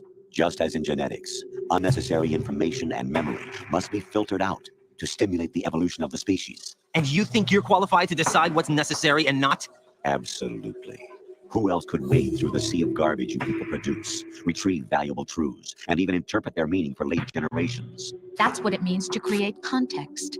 I want to remind you all that Metal Gear Solid 2 came out in 2001. This game was warning us about the advent of fake news, misinformation, and half-truths roughly 2 decades before the issue captured our collective attention. Worse yet, not only do the AIs describe a potentially dystopian future for both our reality and the reality of the game, but they also make us inadvertently realize that we currently have no constructive solution to the problem. The only tactic available at the moment is for individuals to strengthen their moral compass and call out misinformation where possible. However, given humanity's inherent imperfection, even the best of us are prone to mistakes. Worse yet, instead of bolstering the best among us despite their mistakes, we will feverishly exacerbate the mistakes of our opponents for political gain. We see this quite vividly in what has been aptly termed call-out culture. For instance, it is thanks to this culture that there is no host for the Oscars this year. It is thanks to this culture that people will be fired from their job over a tweet they made 10 years ago. A person might even be fired for a tweet that was taken out of context when said person did nothing wrong whatsoever. Worst of all, it is thanks to this culture that we will elect politicians not based on their ethics or policies, but on how effectively they can punch the other side. And let me reemphasize, we have no solution to this problem. In the reality of Metal Gear Solid 2, however, a hypothetical solution is presented. Because people abuse the responsibility that comes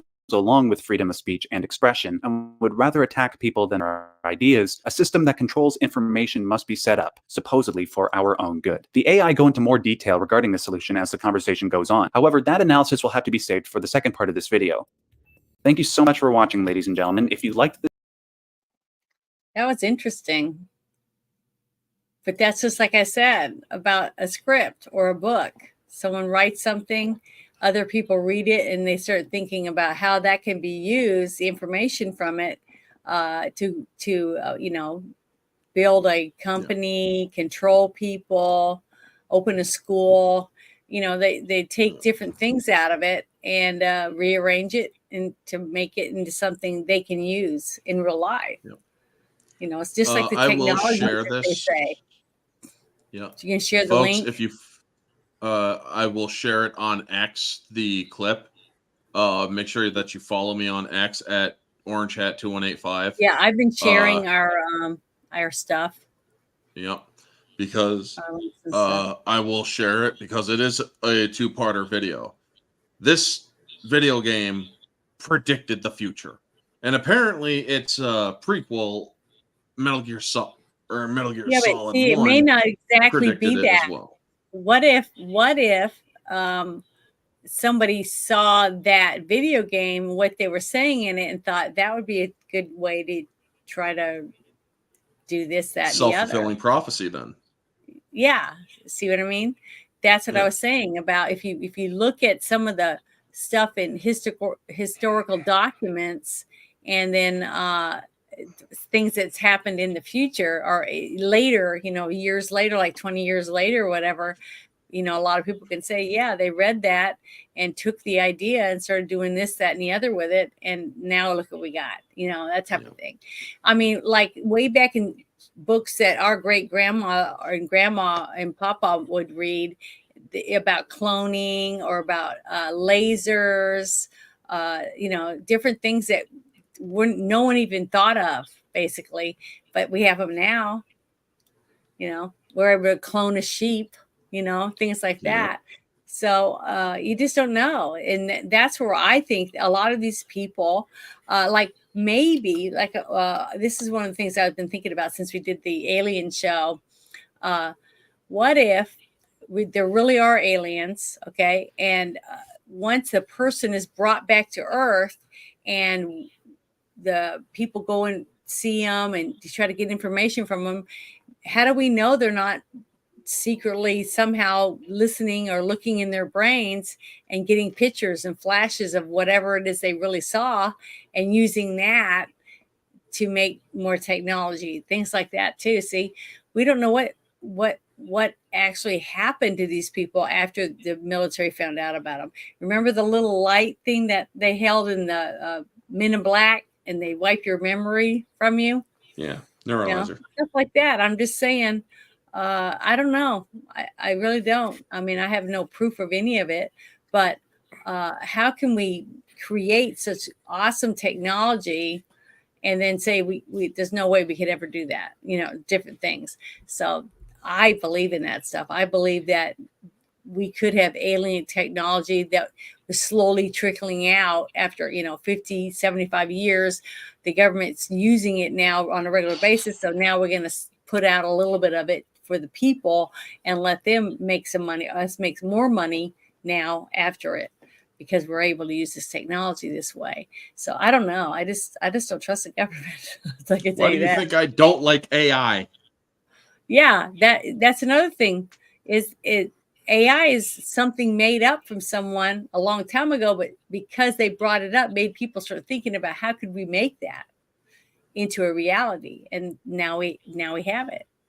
So that's what I'm saying. Everything comes from someone, because every single thing on this planet, it was created by a human being that evolved on this planet, and we're still evolving as a communities in cities or whatever, families and stuff. And we don't know what we're capable of doing. At least I don't think we know yet, but we're starting to realize how making somebody sick makes you more powerful and rich, stuff like that. So it's kind of scary thinking about it. Yeah. But I was gonna ask Ruben, what do you have planned this week coming up? Just, I'm going to be doing just trying to get some videos out. I've been doing a lot of live streams. of late. I did a D-Day live stream. I have this stream here, but I'm going to be trying to put more videos out. But again, I've just been busy with a lot of things personally, but I'll be doing that. So follow me on Rumble, YouTube, and X. And I'm going to be putting more things out because, again, there's a lot going on. I couldn't get to my topics today, but I'll do that next week. So there are a lot of explosive topics that I've been covering up, and it basically covers both those tangents. So we'll check out next week. There are a lot of things that are going to be we'll talk about that are very, very explosive. Okay, well, great. Thank you for sharing that with us. Go ahead, Orange Hat. What do you have coming up? Well, I have for the month of June, it is trilogy theme for June, where each Tuesday at 1:30 p.m. on X and YouTube, I go over trilogies. I just recently did the Matrix trilogy. This week I'm going to be, or this upcoming week, I'm going to be doing the Equalizer trilogy. Also next week on Wednesday, I do believe it will be me and Mara on her channel for Jurassic Park for the 1s and 2s. And Thursday on X exclusively, folks, because I will not do it on Twitter, or I will not do it on YouTube anymore. The singles are on X exclusively so that we could talk without being censored by YouTube. We will be talking The Saint with Val Kilmer. And then the week after is Lost World and Ghost in the Darkness. Can't wait for that one because that one's awesome. But also on Instagram at Orange Hat Reviews, you could find me doing cool remixes where I take videos that I catch and I just touch them up with either audio or add my own spin to them and in text and whatnot. It's fun stuff. It's actually getting a lot more traction than I usually do on Twitter or YouTube. So, it has a lot to do with not just your content, but where it's at, what time of day, all that thing, all of that affects how your videos move and stuff. So, all you got to do is just keep putting content out, and sooner or later, something's gonna hit the at the right moment. So, can't give up. The Godzilla -1 stuff certainly did. That's good. Yeah. But for me, Sunday, Bruce and I are going to be doing A Girl and a Gun, a movie, and the movie is called Flash Gordon: The Greatest Adventure ever done, or something like that. I've never seen it, so this is something that they've been wanting me to watch for a while. So we'll be watching. It's an animated movie, as far as I know. And so we'll be watching that Sunday around noon, 12:30, and then we'll do the review after that, like around 2:00, something like that. So that's what we're doing Sunday. And then Wednesday, I'm going to be doing a show with Tolbat again, another UFO mysteries type thing. And I'll be in my true form again. It's going to be fun. I'm excited about it. And then Thursday, we'll have the Team Shit Show 2.0, and then Friday night we'll do the Friday Night Shit Show again. So hopefully everybody will want to hang out with us and come back and see us. But we can't help ourselves, people. It's sad to call it the shit show, but to me, that's where we are. We have so much shit just piling up, it without people that care about our country swimming through all the shit and pulling out the tidbits that we got to show people so that people even know that certain things are happening. Like this video you just showed, I'd never heard of it. But the thing is, I have seen scripts, I have read books, and I've seen other documentaries talking about, well, this came out in this science fiction magazine after it was in a comic book, and the people were started talking about, wow, I saw this, I read this when I was a kid, and all I could think about was, I want to see this happen, lasers. It was talking about lasers and different things like that. And now, and we have very powerful ones that can burn shit up. I mean, so you just, not the little one you play with your kitty cat and stuff like that.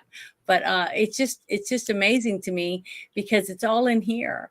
And we only use very small portion of our brain. We don't even use near what we have in there. Why? What is it for? Why would we have such a massive brain with so much capability and only use a very small portion of it. So what is in that other portion? Is that where our souls are at? You know, there's so many interesting things that you can get, you know. I mean, you could dive into pretty much every aspect of a human body. It would take you generations to figure it all out and map it out. But I just think all that kind of stuff is very interesting. And the thing is, we're never too old to learn. You should be learning something every single day that you're alive and you're able to read or watch videos or listen, you know, to a documentary or whatever. Just don't give up. Always want to open and broaden your thought process is what I'm trying to say. But I just want to say thank you to everybody for joining us tonight. And I hope you guys have a wonderful weekend. You guys have a great time. Stay home. See you later. God!